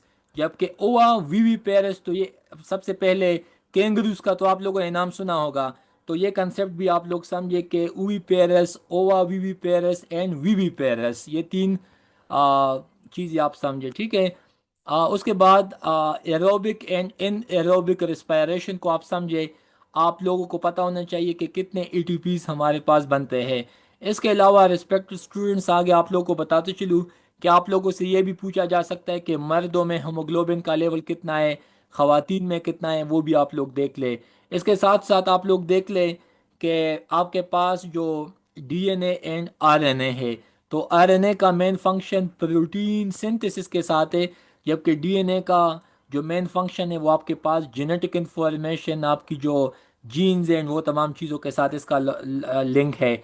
इसके साथ साथ ये भी कई दफ़ा पूछा जा सकता है कि आपके पास सिस्टोलिक नॉर्मल ब्लड प्रेशर 120/80, 120/80, लेकिन इसमें से भी पूछा जा सकता है कि ऊपर वाला सिस्टोलिक है, नीचे वाला डायस्टोलिक है। अनफॉर्चुनेटली मेरे पास वो स्क्रीन नहीं है जहाँ पे मैं लिख सकूँ। तो इसी वजह से लिखाई में मुश्किल आ सकती है। बट अगेन आप लोग ज़्यादा से ज़्यादा चीज़ों को सुन लें। उसके बाद आगे आप लोग देख सकते हैं जनाब के आपके पास जो मतलब कुछ एनिमल्स के हवाले से एमसीक्यूज है वो आप लोग देख ले। मतलब एलिफेंट 90 ईयर्स में बालिग होता है। ठीक है। इनकी एवरेज लाइफ कितनी है? जैसा कि टर्टल का एवरेज लाइफ 200 साल है। Age of horses 20 to 25। ये तो चल इतने नहीं आ सकते, लेकिन ये वैसे नॉलेज के लिए आप सुन लें। उसके बाद आगे बताते चलूँ, पेनिसिलिन के हवाले से बताया था एंटीबायोटिक्स का। तो एलेक्जेंडर फ्लेमिंग, इसने पेनिसिलिन को डिस्कवर किया था। आजकल मार्केट में पेनिसिलिन अगमेंटीन 625, ये एक एंटीबायोटिक है। वेलोसिप का नाम सुना होगा आप लोगों ने। डॉक्सीसाइक्लिन का नाम सुना होगा। ये एंटीबायोटिक है, अपना फील्ड है, इसी वजह से इन चीज़ों पे कमांड है। इसके अलावा लॉ ऑफ इनहेरिटेंस को आप लोग देख ले। मेंडल साहब ने जो काम किया था, तो मेंडल साहब जो है इसके हवाले से शायद पूछ ले। तो लॉ ऑफ हेरिडिटरी ये किसने? मेंडल साहब ने। इसके अलावा आप लोग बताते चलूँ कि आपके पास जो मलेरिया है ना, तो इसको कब डिस्कवर किया था? 1880s में। इसके अलावा जब आप लोग सांस लेते हैं, when you walk, when you swim, when you swim and so on, तो इसमें से आपका जो मेन फंक्शन है वो है दिमाग का जो पिछले वाला बैक साइड का जो हिस्सा है, मेडुला ओब्लांगेटा, मेडुला ओब्लांगेटा। ये भी पूछा जा सकता है, प्लीज नोट डाउन इट। आप लोगों ने अभी क्लास के बाद कुछ खाना है, कुछ पीना है, तो आप लोग जो मछली खाते हैं या फैट्स या फैटी फूड, तो इसका डाइजेशन स्टार्ट होता है स्मॉल इंटेस्टिन में। स्मॉल इंटेस्टिन बॉडी में सबसे लार्जेस्ट लेंथ वाइज आपका आर्गन है, ठीक है, मतलब लेंथ के हिसाब से आई एम टॉकिंग। लेकिन लेकिन ये भी आप लोग देख ले जनाब के आपके पास जो है जो लार्जेस्ट इंटरनल आर्गन है, आर्गन आई एम टॉकिंग, तो इट इज़ लिवर। जबकि लार्जेस्ट एक्सटर्नल आर्गन आपके पास आप लोगों की नेचुरल ब्यूटी स्किन, ठीक है, वो है। तो आप लोगों को अपने स्किन का भी ख्याल रखना चाहिए, क्योंकि आपको पता है स्किन कम्प्लेक्शन के हवाले से पाकिस्तान में काफ़ी लोग मतलब दे विल जज you unfortunately, but anyways skin, liver, small intestine, इसके अलावा आपको पता है अल्लाह की रहम हो हम सब पे, लेकिन आपको पता है आई डोनेशन, तो आई डोनेशन में आप अपना करनिया चाहे सो यू कैन डोनेट। तो आप लोगों का जो सदर पाकिस्तान है आसिफ अली जरदारी साहब ने कहा है कि इंशाल्लाह मैं अपने वफात के बाद अपने आइस को आई विल डोनेट। तो आप लोगों में फिर जिसको चाहिए so you can contact with Bilawal, ठीक है। Anyways it's not a gossip, it's a fact. Anyways आगे सुने। आगे आप लोग देख ले। यस, यहाँ पे देख लें। आ, अच्छा, ये एमसीक्यूज लाजमी देख ले कि कार्बोहाइड्रेट्स का डाइजेशन माउथ से स्टार्ट होता है।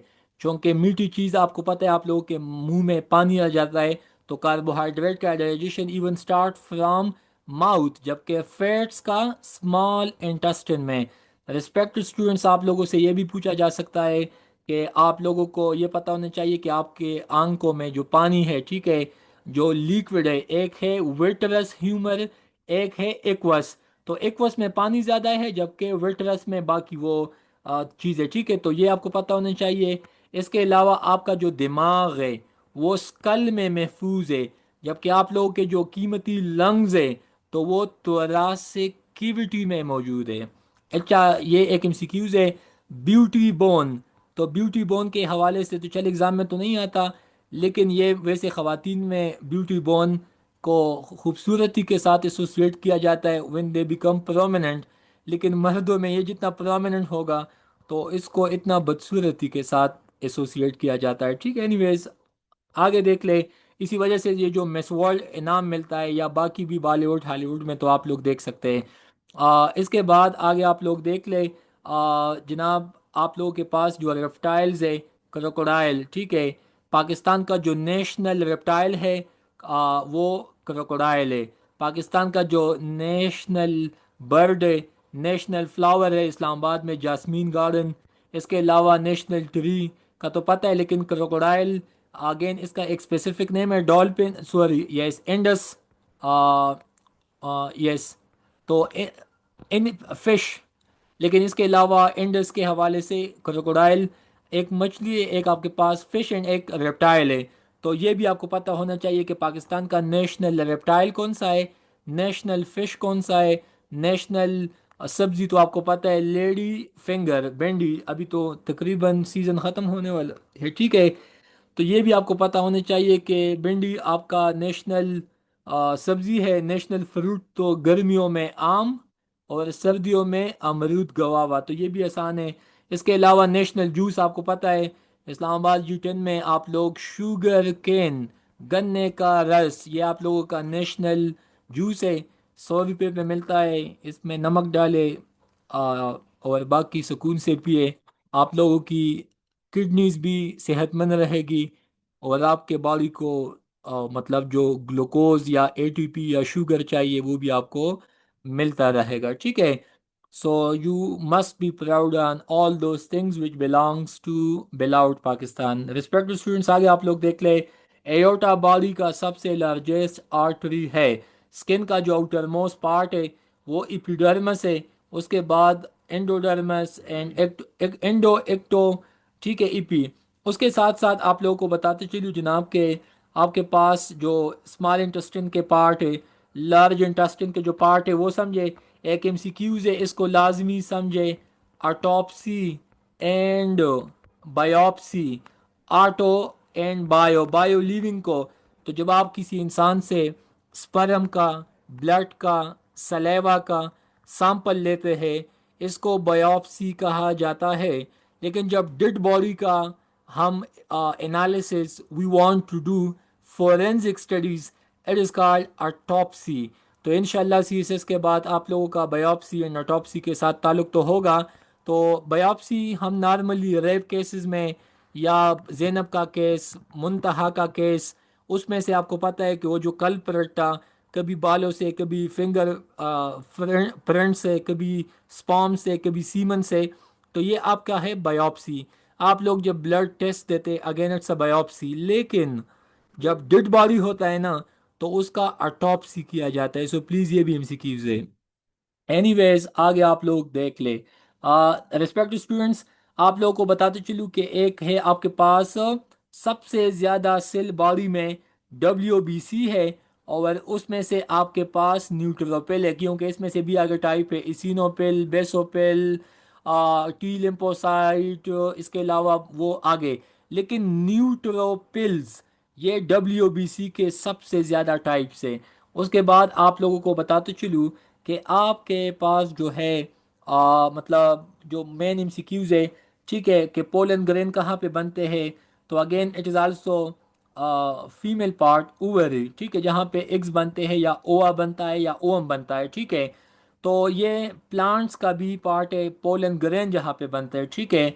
तो ये भी आप लोग लाजमी समझे।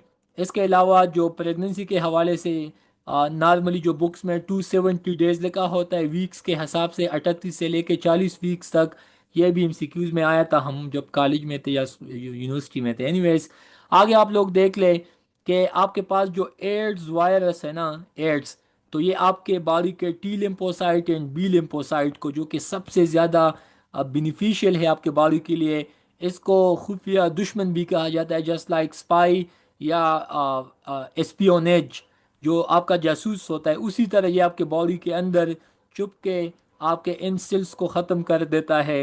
And when these cell finish, तो आपके बॉडी पे ये सिम्टम्स आना स्टार्ट हो जाते हैं। और एड्स के लिए तो चला आजकल इलाज तो आया है, लेकिन बी वेरी केयरफुल। जब आप लोग टैटूज लगाते हैं, जब आप लोग नाई के शॉप पे जाते हैं, या जब आप लोगों को केयर रखना चाहिए when you are involving with your partner, ठीक है। सो बी वेरी कॉशियस। एनीवेज आगे आप लोग देख ले, ये कुछ एमसीक्यूज है। आपके आई बॉल, जो आप लोगों के आंखें हैं, ठीक है, तो इनके आउटर लेयर स्क्लेराटिक लेयर। अच्छा, एंटीबायोटिक प्रोटीन बाकी वो ठीक है। लेकिन इसमें आप लोग ये देख ले कि एक इंसान नॉर्मली इनका जो पल्स रेट होता है 72, लेकिन किताबों में 72 से 80 तक। एक मिनट में आप लोग 16 से लेके 20 दफ़ा सांस लेते हैं, लेकिन जब आप लोग भागते हैं इमरजेंसी में तो चल ज़्यादा है। इमरजेंसी सिचुएशन के लिए एक फार्मूला है 3F, लाजमी इसको याद रखें। इसको सिंपैथेटिक सिचुएशन कहते हैं। इसमें तो या आप एफ एफ एफ, इसका क्या मतलब है? लेट सपोज आपके सामने नोआ एकेडमी के सामने जंगल में स्नेक नज़र आया, तो या तो आप लोग वहाँ से फ्लाइट करेंगे, मतलब दो टांगे आपकी अपनी, दो बाकी, मतलब आप में डबल स्पीड आ जाएगा। तो आप लोगों ने वहाँ से फ्लाइट करना है, या तो आप लोगों ने फाइट करना है मतलब, और या आप लोगों ने फ्लाइट करना है मतलब यू विल स्टार्ट क्राइंग, या आप लोग को डर लग जाएगा। तो सिंपैथेटिक हालत में अगर आप में दम है, तो अगले बंदे को टफ टाइम दे, या वहाँ से इतना स्पीड ऑफ लाइट से भागे, या कुछ भी नहीं है तो बस फिर एक ही बात है कि आप लोगों ने डरना है, और डर के आगे मौत है, ठीक है। तो सिंपैथेटिक हालत में मैंने आपको 3F का बताया, तो CSS का भी यही सीन है। कल मुझे एक स्टूडेंट ने कहा कि सर मुझे तो MPT के दिन पे पता नहीं किया कुछ हो जाएगा। मैंने कहा कि मुख्तरमा, आप लोगों को एक मेडिसन है इंडराल के नाम से मिलता है 10 mg में। जिस दिन आपका MPT होगा, तो आपका जो दिल है वो आपको मतलब आपका दिल उसी दिन नॉर्मल रहेगा, उसमें पल्पिटेशन, टेंशन आपको नहीं होगा। तो इंडराइल टेबलेट मैंने सजेस्ट की। बाकी मैंने कहा क्या, इसका तो इलाज तो लुकमान हकीम के पास भी नहीं है कि आपने अगर स्टडी की है, आपको सब कुछ आता है, उसके बाद भी आप एग्ज़ाम में आपने डरना है। वैसे इट्स फॉर फन। लेकिन मेल स्टूडेंट्स के भी मैसेजेस आते हैं कि सर पता नहीं एमपीटी का क्या होगा।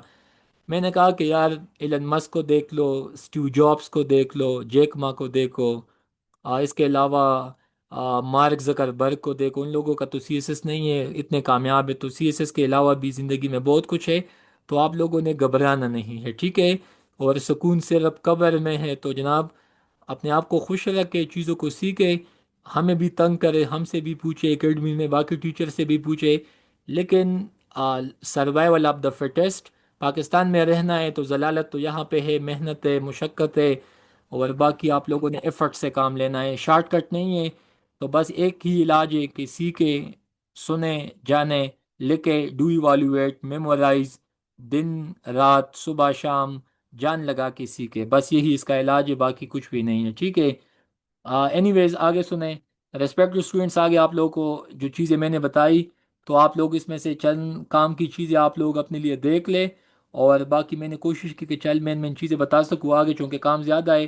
तो मैं चाहता हूँ कि चल इसमें से आप लोगों को मेन चीज़ें बता सकूँ इसमें से। अच्छा, ये 3 4 स्लाइड है। चल आई वांट टू मतलब इसमें से चंद काम की चीज़ें बताऊं। तो आप लोगों को बताते चलूँ कि आप लोगों का जो डाइजेशन है वो माउथ से स्टार्ट होता है, बट मेनली ऑफ कार्बोहाइड्रेट। दिमाग का सबसे लार्जेस्ट पार्ट जो है, जिनसे आपकी आंखें, आपकी ज़ुबान, आपकी नाक, आपकी कान जो कंट्रोल होती है जनाब, तो इस बंदे का लिहाज रखे, सेरेब्रम का। ये दिमाग का बिगेस्ट पार्ट भी है, दिमाग का फर्स्ट पार्ट भी है। अच्छा, जो बंदा काला है तो इसके स्किन में मेलानिन ज़्यादा है।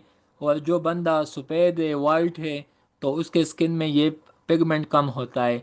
तो अगर आप लोगों ने सूडानीस का या या ये जो आपको इस्लामाबाद में देखने को मिलता है नो एकेडमी के पास जो है, मैं वंस अपॉन अ टाइम, ये नो एकेडमी के सामने जो हॉस्टल है, हम किसी टाइम यहाँ पे थे। तो नोआ एकेडमी के बिल्कुल बेसमेंट में यहाँ पे ये सूडान वाले, इसके अलावा नाइजीरिया, अफ्रीका से नॉर्मली ये लोग आए हैं ना। तो ये लोग जब रात को निकलते थे, कभी कभी उनके क्लॉथ्स भी मतलब क्वाइट इनफॉर्मल। तो इतनी मुझे लगता था कि इतनी मोटी स्किन जस्ट लाइक अ बफेलो, ट्रस्ट मी। लेकिन आप लोग Norwegian, if American and western लोगों के देख ले, तो इनकी स्किन में काफ़ी मतलब यूँ समझे कि इसमें मेलानिन बहुत कम और काफ़ी थिन, लेकिन इन लोगों की स्किन काफ़ी थिक, ठीक है। तो ये मेलानिन पिगमेंट की वजह से आप लोगों को इतना एक्सपेंस करना पड़ता है। कभी फेयर लोली ले ली, कभी हमने फेस वॉश लिया, कभी बॉडी वॉश लिया।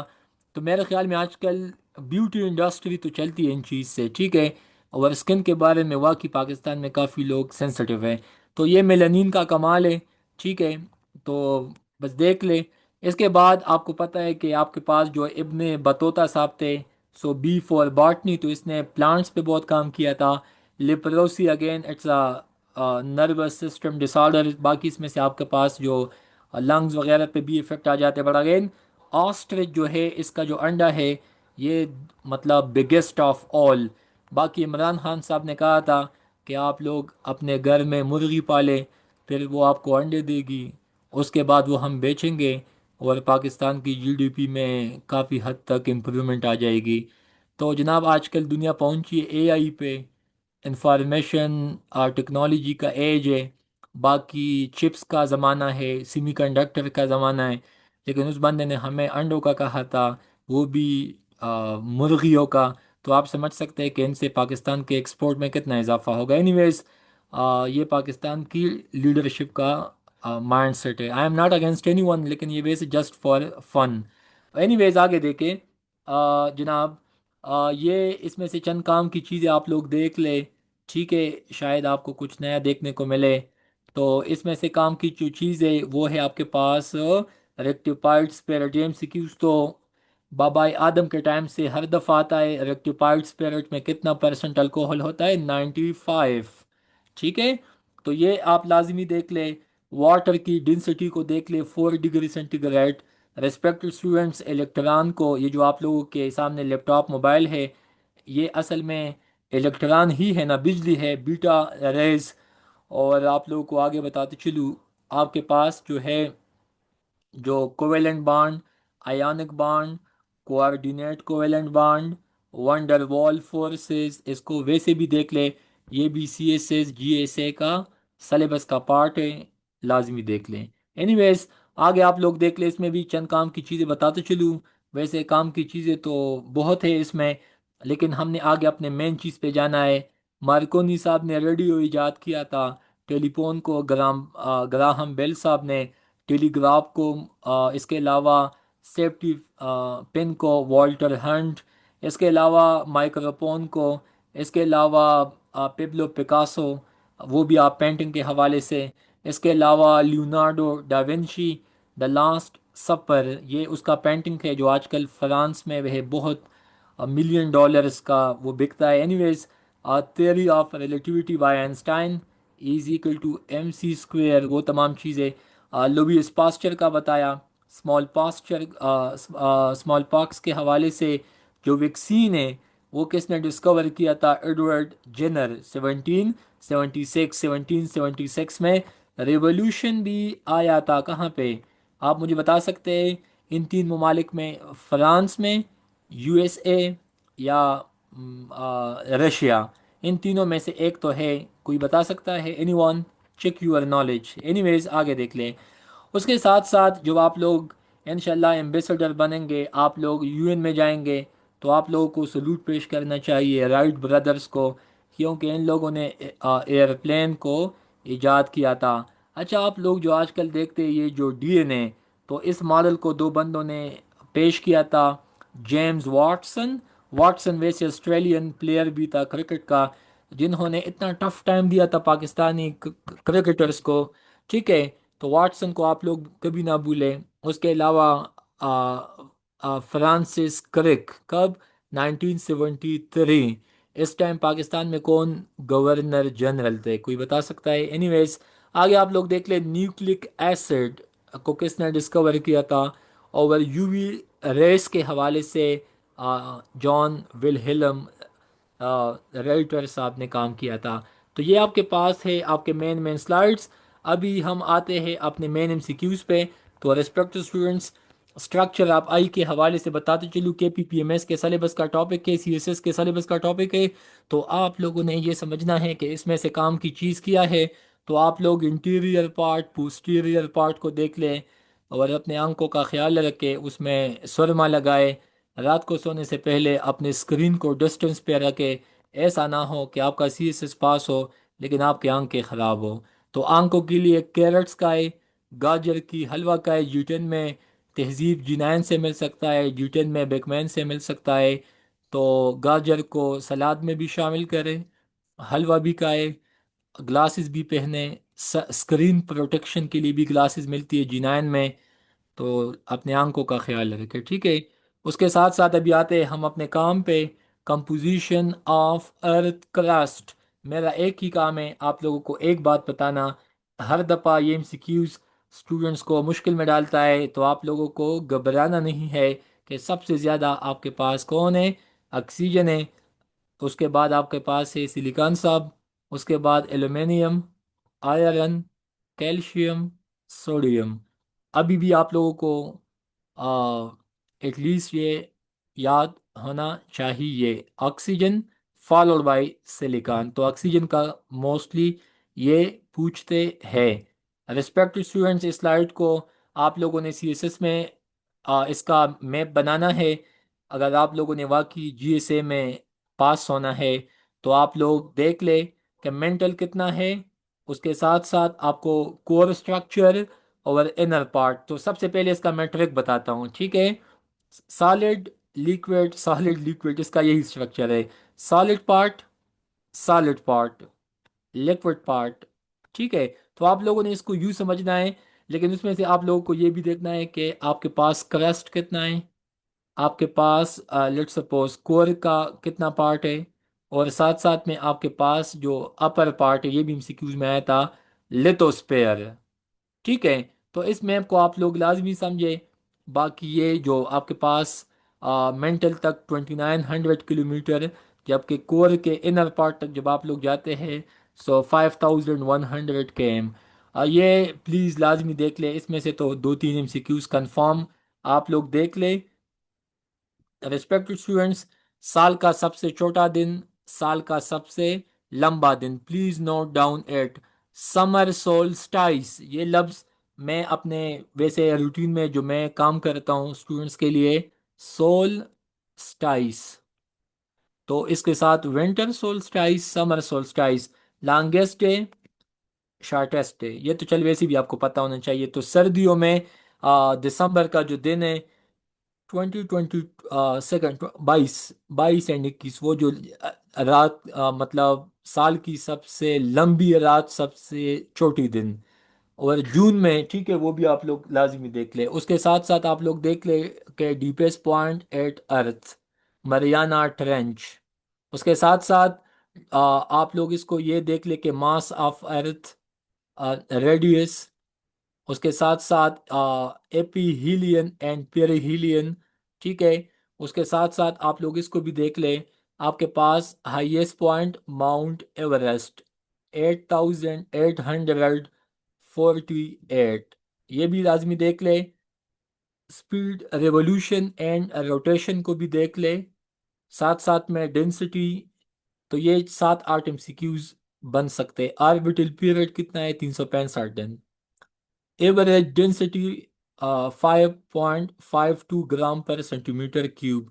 आसान है, इसमें कोई मुश्किल नहीं है, प्लीज़ नोट डाउन इट। आगे आप लोग देख लिया रिस्पेक्टेड स्टूडेंट्स, इसमें से जो काम की चीज़ है आप लोग को मैं सिंपलेस्ट फॉर्म में बताता हूँ।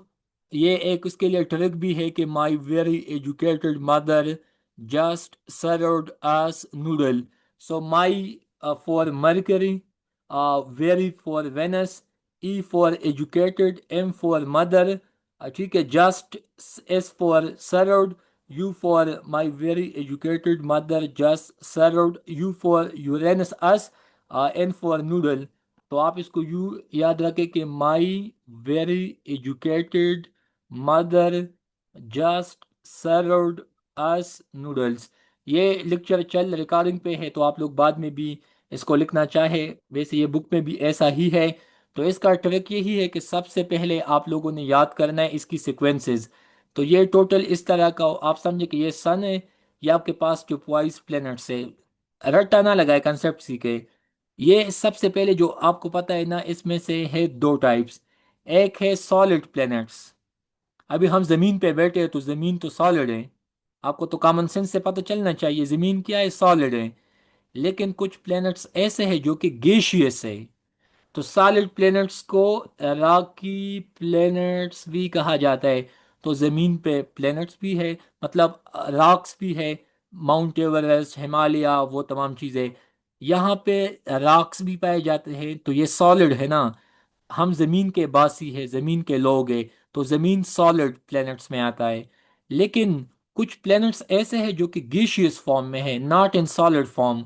तो आप लोगों को ये चार्ट भी समझना है कि आपके पास जो सूरज के जो सबसे करीब प्लैनेट्स हैं, तो देख ले, Mercury, Venus, Earth, Mars, Jupiter, Saturn, Uranus and Neptune. अभी इसमें आप लोग देख ले रेवोल्यूशन पीरियड 88, 225, 365, 188, 11.86।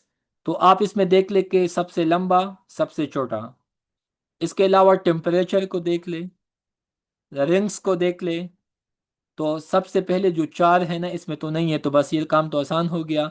बाकी जुपिटर इन चीज़ों में है, तो इसको आप टिक लगाएं। साथ साथ आप इसमें गैसेस को देख ले।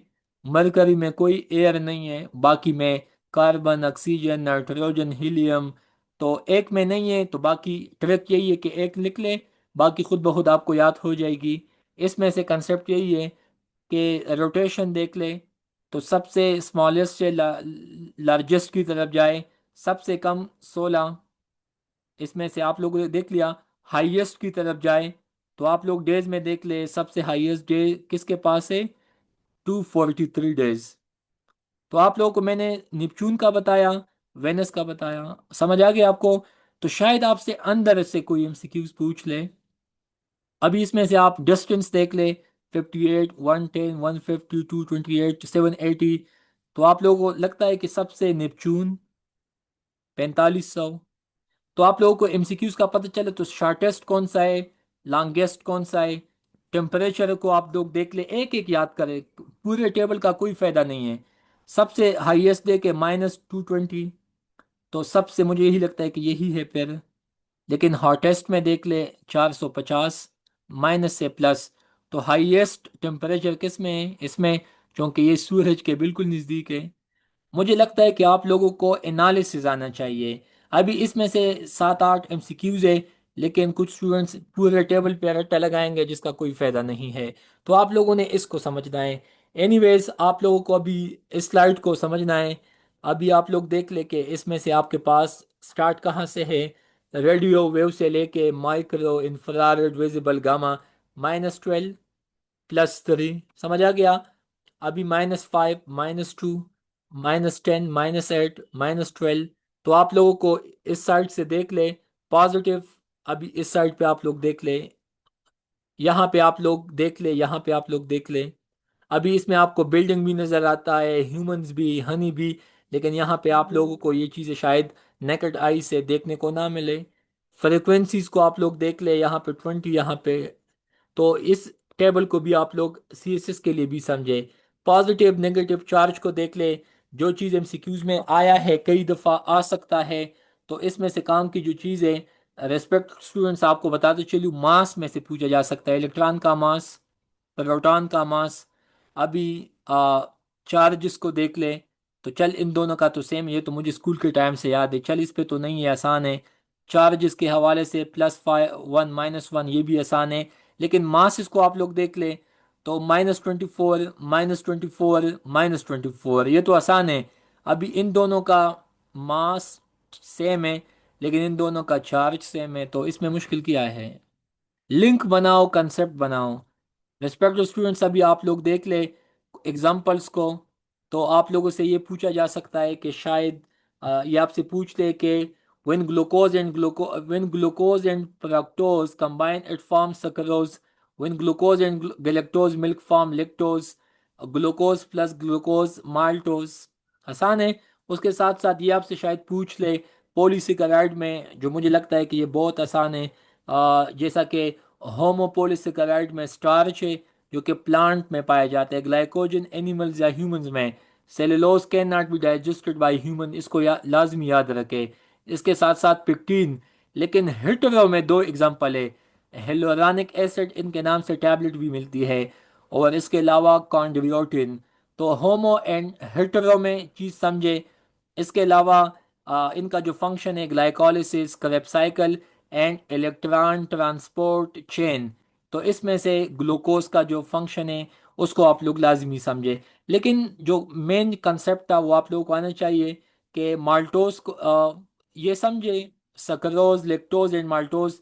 पॉलीसेकेराइड आसान है, एंड मोनोसेकेराइड तो इट्स सो सिंपल। तो इसको भी आप लोग लाजमी एक दफ़ा देख ले, ठीक है।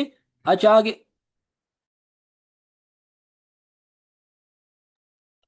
एनीवेज, आगे आप लोग देख लें जनाब, आपके पास है यहाँ पे animal cell and plant cell. तो plant cell and animal cell में आप लोगों को फ़र्क आना चाहिए जनाब, कि आपके पास जो है प्लास्टिड्स। ये एमसीक्यूज में आ सकता है कि प्लास्टिड पे रट्टा नहीं लगाना है, प्लास्टिड में पी है, प्लांट में पी है। तो बस याद हो गया ना कि प्लांट्स में प्लास्टिड पाया जाता है, ठीक है। प्लांट में सेंट्रियोल एब्सेंट होता है, ठीक है। उसके साथ साथ इसका जो शेप है रेक्टेंगल, जबकि एनिमल्स में मल्टीपल टाइप्स के सेल पाए जा सकते हैं।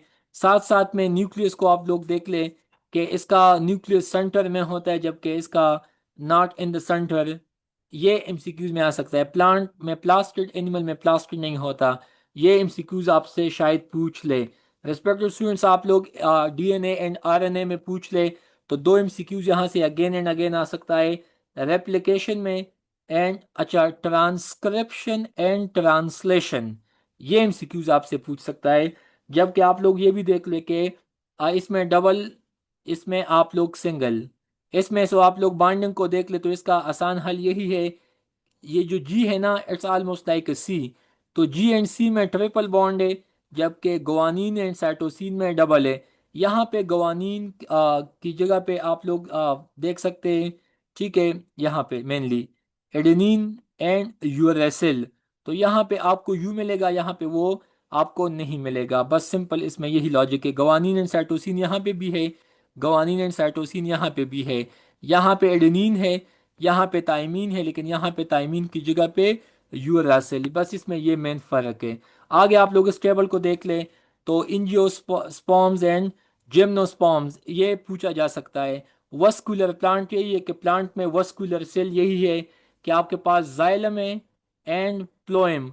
जाइलम प्लांट को पानी पहुंचाता है, जबकि प्लोएम प्लांट को फूड पहुंचाता है। जैसा कि बॉडी में आर्टरीज है, वेन्स है, तो प्लांट्स में तो आर्टरीज एंड वेन्स नहीं पाए जाते। इसमें आपके पास जाइलम एंड प्लोएम, या जैसा भी आप प्रोनाउंस करना चाहे। इसके अलावा जनाब मानोकार्ट एंड डाइकार्ट। मानोकार्ट वही है जिसके सीड को दो हिस्सों में बांटा जा सकता है। गंदम के दाने को देख लो, मकई के दाने को देख लो, मूंगफली पीनट को देख लो, बादाम को देख लो, वालनट को देखो। जो आ, दाना, तुखम, बीज दो हिस्सों में बट सकता है, it is di, di for two, dicot. जबकि मानो कार्ट वही है, इसको आप जितना भी चाहे, it can not be dissected into two parts. It's so simple, it's so easy, इसको समझे। बाकी जो प्लांट सीड प्रोड्यूस करते हैं, इसको स्पर्मेटोपाइट्स, बाकी ब्रायोपाइट्स नॉन वस्कुलर, जबकि ट्रेकोपाइट्स या ट्रेकियोपाइट्स वस्कुलर प्लांट। ये एमसीक्यूज है, समझना चाहे तो समझे। काफ़ी लो क्लास में कम हो गए, लेकिन अगेन 10-15 मिनट का क्लास है, तो please don't get disappointed and board in classes. उम्मीद है आप लोगों को कुछ ना कुछ सीखने को लाजमी मिलेगा इसमें से कुछ नया। इसमें से लाइफ सेल का पूछा जा सकता है 120 डेज, 7 to 10 डेज। ये फर्क जाने, ये आपके पास 93% बनाता है, ये 0.16। इनफैक्ट इसके मतलब टाइप्स ज़्यादा है, जबकि ये जस्ट 6 to 7%। ये आप देख ले 4.5 to 5.5, ये अमाउंट देख ले, ये अमाउंट आप लोग देख ले, ठीक है। रेस्पेक्टिव स्टूडेंट्स, ये एमसीक्यूज में आया है, आ भी सकता है। आरबीसी में नो न्यूक्लियस, डब्ल्यूबीसी में न्यूक्लियस होता है, प्लेटलेट्स में न्यूक्लियस नहीं होता। तो इस पे स्टार लगाए कि डब्ल्यूबीसी में आपके पास सिर्फ न्यूक्लियस मौजूद होगा और बाकियों में नहीं। इसके शेप में ये biconcave disc, please note down it, ठीक है। जबकि इसका जो शेप है स्पेरिकल या ओवल, जस्ट लाइक एग। तो ये 3-4 एमसीक्यूज यहाँ से आ सकते हैं। अच्छा, ये टॉपिक आप लोगों का साथ साथ में सीएसएस जनरल साइंस के सिलेबस का रिवीजन भी साथ साथ में आप लोगों का हो जाएगा। ह्यूमन ब्लड के हवाले से हेमोग्लोबिन को लाजमी समझे। हेमोग्लोबिन में एमसीक्यूज आ सकता है कि हेमोग्लोबिन सिर्फ और सिर्फ आपके पास आरबीसी में पाया जाता है। अच्छा, ये नेम्स भी आपको आने चाहिए। आरबीसी का जो नेम है एरेथ्रोसाइट्स, प्लेटलेट्स का थ्रम्बोसाइट्स, जबकि वाइट ब्लड सेल का लीकोसाइट्स। लीकोसाइट्स के फिर आगे दो टाइप से, एक में ग्रेन्यूल पाए जाते हैं, छोटे छोटे दाने, जिसको ग्रेन्यूलोसाइट कहते हैं। इसके एग्जाम्पल है, ठीक है, बिन। बिन बिन का मतलब है N for neutrophil, E for eosinophil, B for basophil, ठीक है जनाब। ए ग्रेन्यूलोसाइट्स, तो इन बेचारों में डार्ट्स नहीं होते। इसका एक ही एग्जांपल है एम एल 1, जिस तरह हम कहते हैं मोटरवे, मोटरवे लाइन 1 या 2 एंड सो ऑन। तो लिम्फोसाइट्स एंड मोनोसाइट्स, एक में ग्रेन्यूल्स पाए जाते हैं, एक में ग्रेन्यूल्स नहीं पाए जाते। रेड ब्लड सेल का काम है बॉडी को ऑक्सीजन पहुंचाना, ऑक्सीजनेशन में हेल्प देना। प्लेटलेट्स का काम है आपके बॉडी में क्लॉट फॉर्मेशन, या जब आपके बॉडी पे कोई वूंड, जख्म, कट लगता है, उनको स्टॉप करना। जबकि वाइट ब्लड सेल का काम है police, army, intelligence agency of the body, मतलब ये आपके बॉडी के दिफा आपकी वजूद को, आपकी जिस्म को महफूज बनाता है। तो जो बंदा जितना ज़्यादा टेंशन में होगा, स्ट्रेस में होगा, तो इतना ज़्यादा आप लोग अपने बॉडी वजूद को नुकसान पहुंचा सकते हैं। तो अपने इम्यूनिटी को स्ट्रांग रखने के लिए अच्छा खाए, अच्छा पिए, टाइम पे सोए, इनसे आपकी इम्यूनिटी मजबूत हो जाएगी। रेस्पेक्टेड स्टूडेंट्स, आर्टरी वेन के पिलर्स का तो आपको पता है। उसके बाद ये मैंने यहाँ पे समझाया भी है, ये दिमाग के कुछ पार्ट्स है, उसको लाजमी सी एस एस के साथ यू मस्ट एसोसिएटेड, जैसा कि आप लोग तिलमस, उसके साथ साथ एमेगडेला, जब आप लोगों को खुशी मिलती है, गुस्सा, ठीक है, वो तमाम चीज़ें।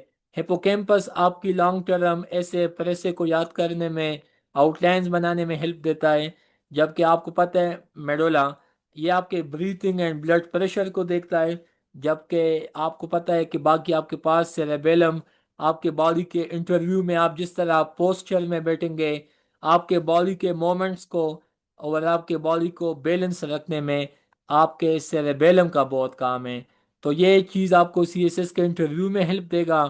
और जनाब ये जो बंदा है आपका, जनाब ये वाला जो हाइपोथैलेमस है, तो जब आप लोग रात को सोते हैं, जब आपको भूख लगती है, जब आपको क्लास के बाद प्यास लगती है या क्लास में, तो you must be thankful to hypothalamus, ठीक है। लेकिन हिपोकैम्पस का ख्याल रखें, क्योंकि आपकी जितनी भी किताबें, जितनी भी आपके नोट्स है, स्लाइड्स है, ये आपके हिपोकैम्पस में सेव पाम में मौजूद है। तो इसको भी अपने दुआओं में याद रखें, ठीक है। एनीवेज, ये चीज़ें आपके सामने मेंशन है, नोट डाउन है, ये दिमाग का, ये मैंने शायद पहले भी बताया था। अभी शायद हमें ये चीज़ अगले क्लास में डिस्कस करना होगा। आई विश के ये हार्मोन्स में आपको डिटेल में समझाऊं, लेकिन चल जल्दी जल्दी बताता हूँ ताकि आप लोगों को मज़ा आए। तो ये आप लोगों को बताते चलूँ कि जो लोग मर्द हैं, तो इसमें आप लोगों का टेस्टोस्टेरोन का बहुत रोल है। ऑक्सीटोसिन को लव हार्मोन कहा जाता है, ठीक है। सो ये हार्मोन आप लोगों की अज़दवाजी ज़िंदगी में काम आ सकता है ज़िंदगी में। साथ साथ में आप लोग देख लें कि ये आप लोगों की स्किन पिगमेंटेशन में इन्वॉल्व है, ये आपके बॉडी के होम्योस्टेसिस में इन्वॉल्व है। इसके अलावा ये ख़वातीन के लिए बहुत अहम है। ये टेस्टोस्टेरोन, आप मर्द है, आप जवान हैं, आपके बॉडी का जो मसल है, इसके अलावा आपके जो टेस्टीज, इसके अलावा आप लोगों की जो आवाज़ में जो फ़र्क है, डिफरेंस फ्रॉम फीमेल्स, तो it's all due to testosterone. जब आप लोग प्यूबर्टी के बाद ये जो आप लोगों में चेंजेस आती है, नाइट फॉल, इसके साथ साथ ये एग्रेशन, गुस्सा, ये भी again it's all due to testosterone. इसके इंजेक्शंस भी मिलते हैं और बाकी इनके टैबलेट्स भी मिलते हैं। तो ज़िंदगी के आखिरी उम्र में आप लोगों को हकीम के पास या किसी फार्मासिस्ट के पास जाना होगा।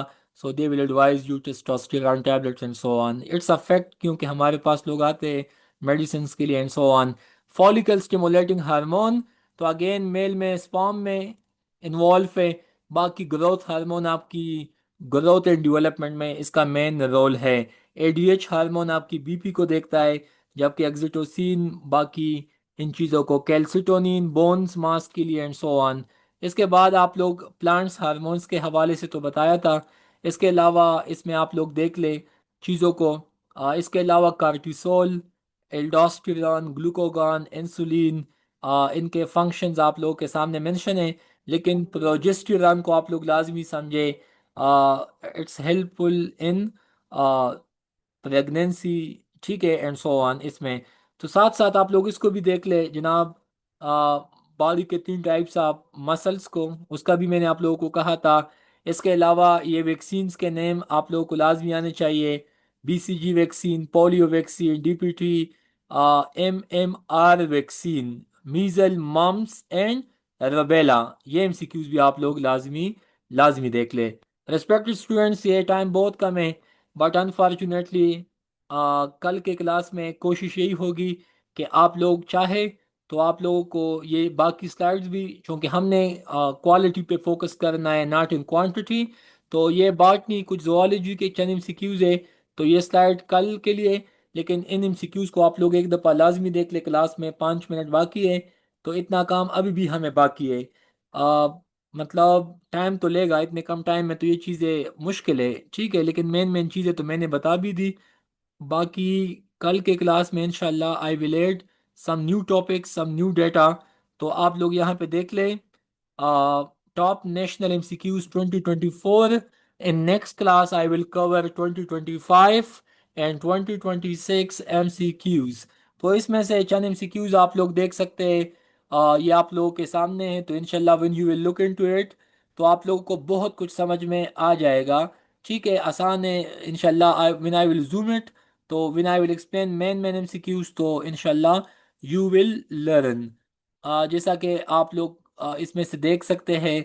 ठीक है, मतलब चंद काम की जो एमसीक्यूज है कि पाकिस्तान में ये जो डेफेमेशन बिल आया था, कब आया था? 2024 में। इसके अलावा आप लोग देख सकते हैं कि कौंसिल ऑफ इस्लामिक आइडियालॉजी, इसका मेन जो मतलब आप लोग चेयरमैन है अल्लामा डॉक्टर रागिब हुसैन नईमी। उसके बाद ये एमसीक्यूज आप तो लाजमी इसको समझे कि पाकिस्तान ने जो अभी रिसेंटली मिसाइल लॉन्च किया था जिसका रेंज था 400 किलोमीटर, फतह टू। ठीक है, उसके बाद आप लोग देख ले रिस्पेक्टेड स्टूडेंट्स कि आपके पास यूएई के हवाले से बताते चलूँ कि यूएई ने बलूचिस्तान में जो प्रोजेक्ट है, रिकॉर्डिक प्रोजेक्ट सिलेबस का हिस्सा है, इसमें से 15% शेयर के हवाले से जो एग्रीमेंट है। तो ये एमसीक्यूज भी में करंट अफेयर तो पे माशाल्लाह वैसे कमांड तो बहुत है। तो इंशाल्लाह इसमें से मेन मेन चीज़ें मैंने समझाना है। जैसा कि आप लोग जस्ट यहाँ पे देख लें, जैसा कि आप लोगों को मालूम है, यहाँ पे चीफ जस्टिस, ठीक है, शाफी सदीकी, ये सिंध हाई कोर्ट के चीफ जस्टिस थे। लेकिन अभी हमने देखने कि आज कौन गए। इसके अलावा आप लोग देख ले कि फिस्कल ईयर 23 और 24 में वर्ल्ड बैंक ने 2.25 बिलियन पाकिस्तान को अमाउंट दिया था। साथ साथ में फाइनेंस बिल 2024 कब आया था? जून 28 को। जस्ट इसके अलावा आप लोग यहाँ पे देख ले कि जनाब आगे आप लोग देख ले कि land to air FN-6 missile, ये किसने लॉन्च किया था? पाकिस्तान नेवी ने। तो ये शायद आपसे इस तरह के एमसीक्यूज पूछे जा सकते हैं, इसमें कोई शक नहीं है। APSC पे आ, हमें ट्रस्ट इस मामले में नहीं करना चाहिए कि वो आपसे कुछ भी पूछा जा सकता है। इसके अलावा एक नया अथॉरिटी बना है पाकिस्तान में, national energy efficiency and conservation authority, NEECA। कब बना था? जुलाई 24 कब? ठीक है, उसके साथ साथ आप लोग देख ले इसमें से prime minister program for the elimination of hepatitis C in Pakistan, जुलाई 2024 को। इसके अलावा पंजाब एग्रीकल्चर कमीशन कब बना? 2024 को। एटलीस्ट ये तो मेन मेन इवेंट्स है ना। करंट अफेयर तो आप पूछते हैं तो जनाब यही चीज़ें आएंगे ज़्यादा से ज़्यादा। उसके बाद आप लोग यहाँ पे लेट सपोज देख ले, आपके पास ये चल आप देख ले इसमें से जो काम की एमसीक्यूज है। जैसा कि पाकिस्तान बेस्टोर्ड तमगाए, मतलब जो मेन अवार्ड है, ठीक है, ये किसको दिया? ठीक है, चाइनीज साइंटिस्ट को दिया। वाई? उसने पाकिस्तान के लिए कौन सी खिदमात की? साथ साथ में आप लोग यहाँ पे देख ले जनाब, आपके पास जो आ, बनु रास्त कनेक्टिविटी प्रोजेक्ट, ठीक है, ये किसने लॉन्च किया था? PM शहबाज ने। ठीक है, कब किया था? ये आप लोग देख सकते हैं। इसके अलावा आप लोग यहाँ पे देख ले जनाब के मुअज्जम जा अंसारी, ये कौन थे? New IGP of Balochistan. अभी कौन है? आज के दिन में कौन है? तो ये तो हमें आना चाहिए। उसके बाद इसमें से मेन मेन चीज़ें हमने देखना है। उसके बाद आप लोग देख ले जनाब के हमारे पास जो इस CO के हवाले से MCQs हैं, वो आप लोग देख ले। इसके अलावा आप लोग यहाँ पे देख ले कि the first Pakistani to summit, ये MCQs अभी आप लोग देख ले कि the first Pakistani to summit all 14 of the world above 8,000 metre peaks. तो ये जनाब थे सरबाज खान। ठीक है, तो इस बंदे ने दुनिया में जो 14 हाईएस्ट पीक्स है, माउंट एवरेस्ट, K2, टेरेचमीर, वो तमाम, तो ये किसने किए? सरबाज खान। अभी कुछ लोग कहेंगे कि सर 2024 तो बहुत पुराना है। यार ये MCQs तो इतना पुराना तो नहीं है, बाकी इस तरह इंपॉर्टेंट MCQs तो PSC आपसे पूछ सकता है। तो इसी वजह से ये 24 का 25 का जो PDF है, आप लोग मुझसे ये लाजमी ले ले। आप चाहे तो 21 22 23 24 25 26 का डेटा मैं आप लोगों को भेज दूंगा। अभी ये मैंने क्या लिखा है कि मोस्ट पर्टिनेंट 2024 इंटरनेशनल MCQs। इसमें से फिर आगे आप लोगों को स्पोर्ट्स के हवाले से भी मैं बताऊंगा। तो चलिए, तो इसमें से चंद मैं कल आप लोगों को बता दूंगा।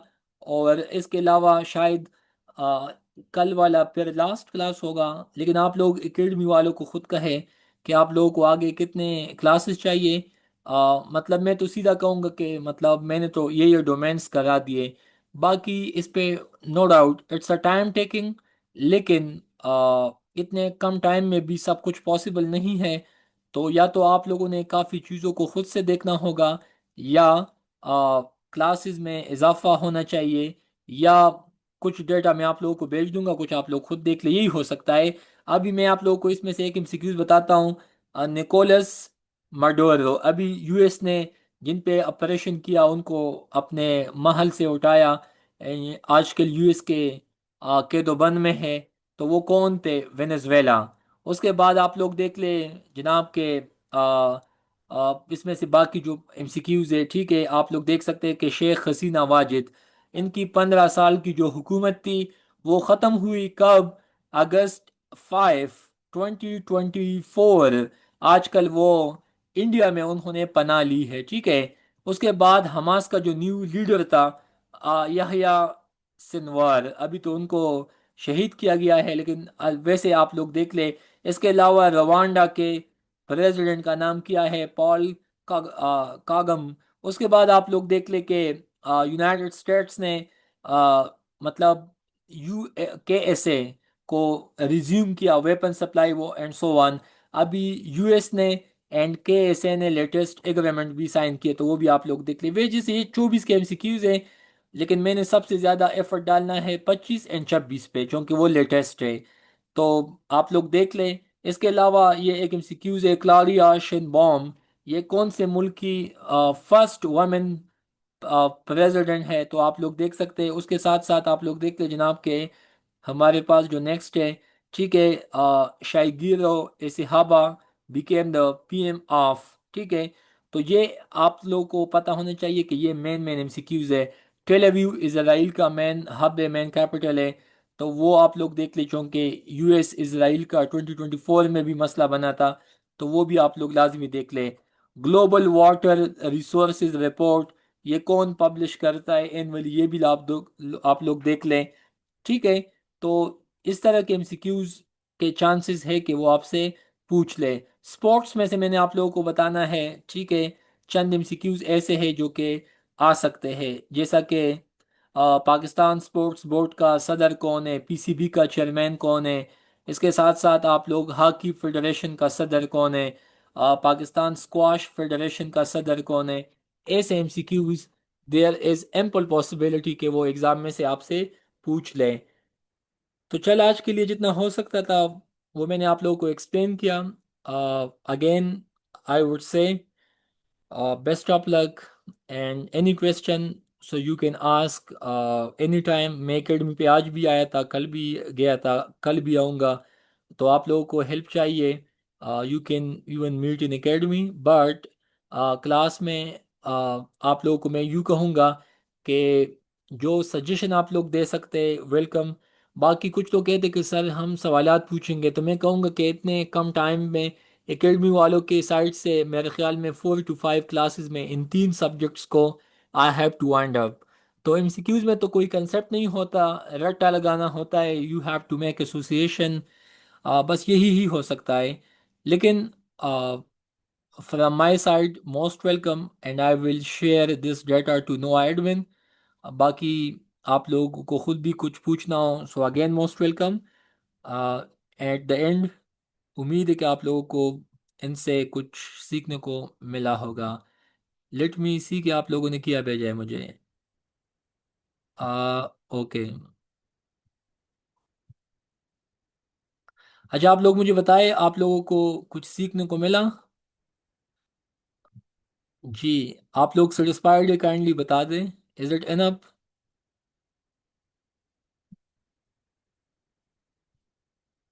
अदनान, मुकद्दस, इसके अलावा बाकी फातिमा, उसके अलावा शकील, बाकी जितने भी स्टूडेंट्स हैं, अब्दुल रहमान साहब, ठीक है, आपके मैसेजेस भी ज़्यादा है। लेट मी सी आपने क्या पूछा है। स्लाइड आप लोगों को मिल जाएंगे, ठीक है, इंशाल्लाह। उसके बाद आपके पास जो बाकी स्टूडेंट्स हैं, अदनान साहब आप बताएं, स्लाइड आपको मिल जाएंगे। स्लाइड के अलावा भी कुछ कहे ना, स्लाइड्स तो आप लोगों की अमानत है, मैंने आप लोगों के लिए ही बनाया है। जी। उसके अलावा जनाब, white white elephant, white elephant वो मैंने इडियम दिया था कि जो चीज़ लाइबिलिटी हो वो, उसको वाइट एलिफेंट कहा जाता है। मतलब जो आप पे बोझ हो, उसका कोई एज सच आपके लिए कोई फ़ायदा ना हो, इस तरह की चीज़ों के लिए हम white elephant, we use such concept. ठीक है। So best of luck. इसके अलावा आप लोग अपना फीडबैक एकेडमी को, एकेडमी वालों को लाजमी दें। आप लोग, लेट सपोज आप लोगों को ऑन कैंपस एमपीटी में हेल्प चाहिए, या जीके के हवाले से आप लोगों को और क्लासेस या डेटा मिलना चाहिए, so I have no issue, I am available. बाकी best of luck, thank you so much. Admin आप मुझे बताएं, इज इट इनफ?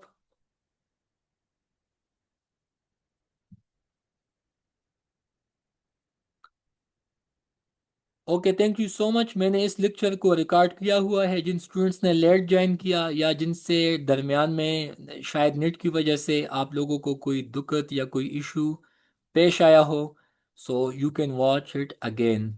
ठीक है। Thank you.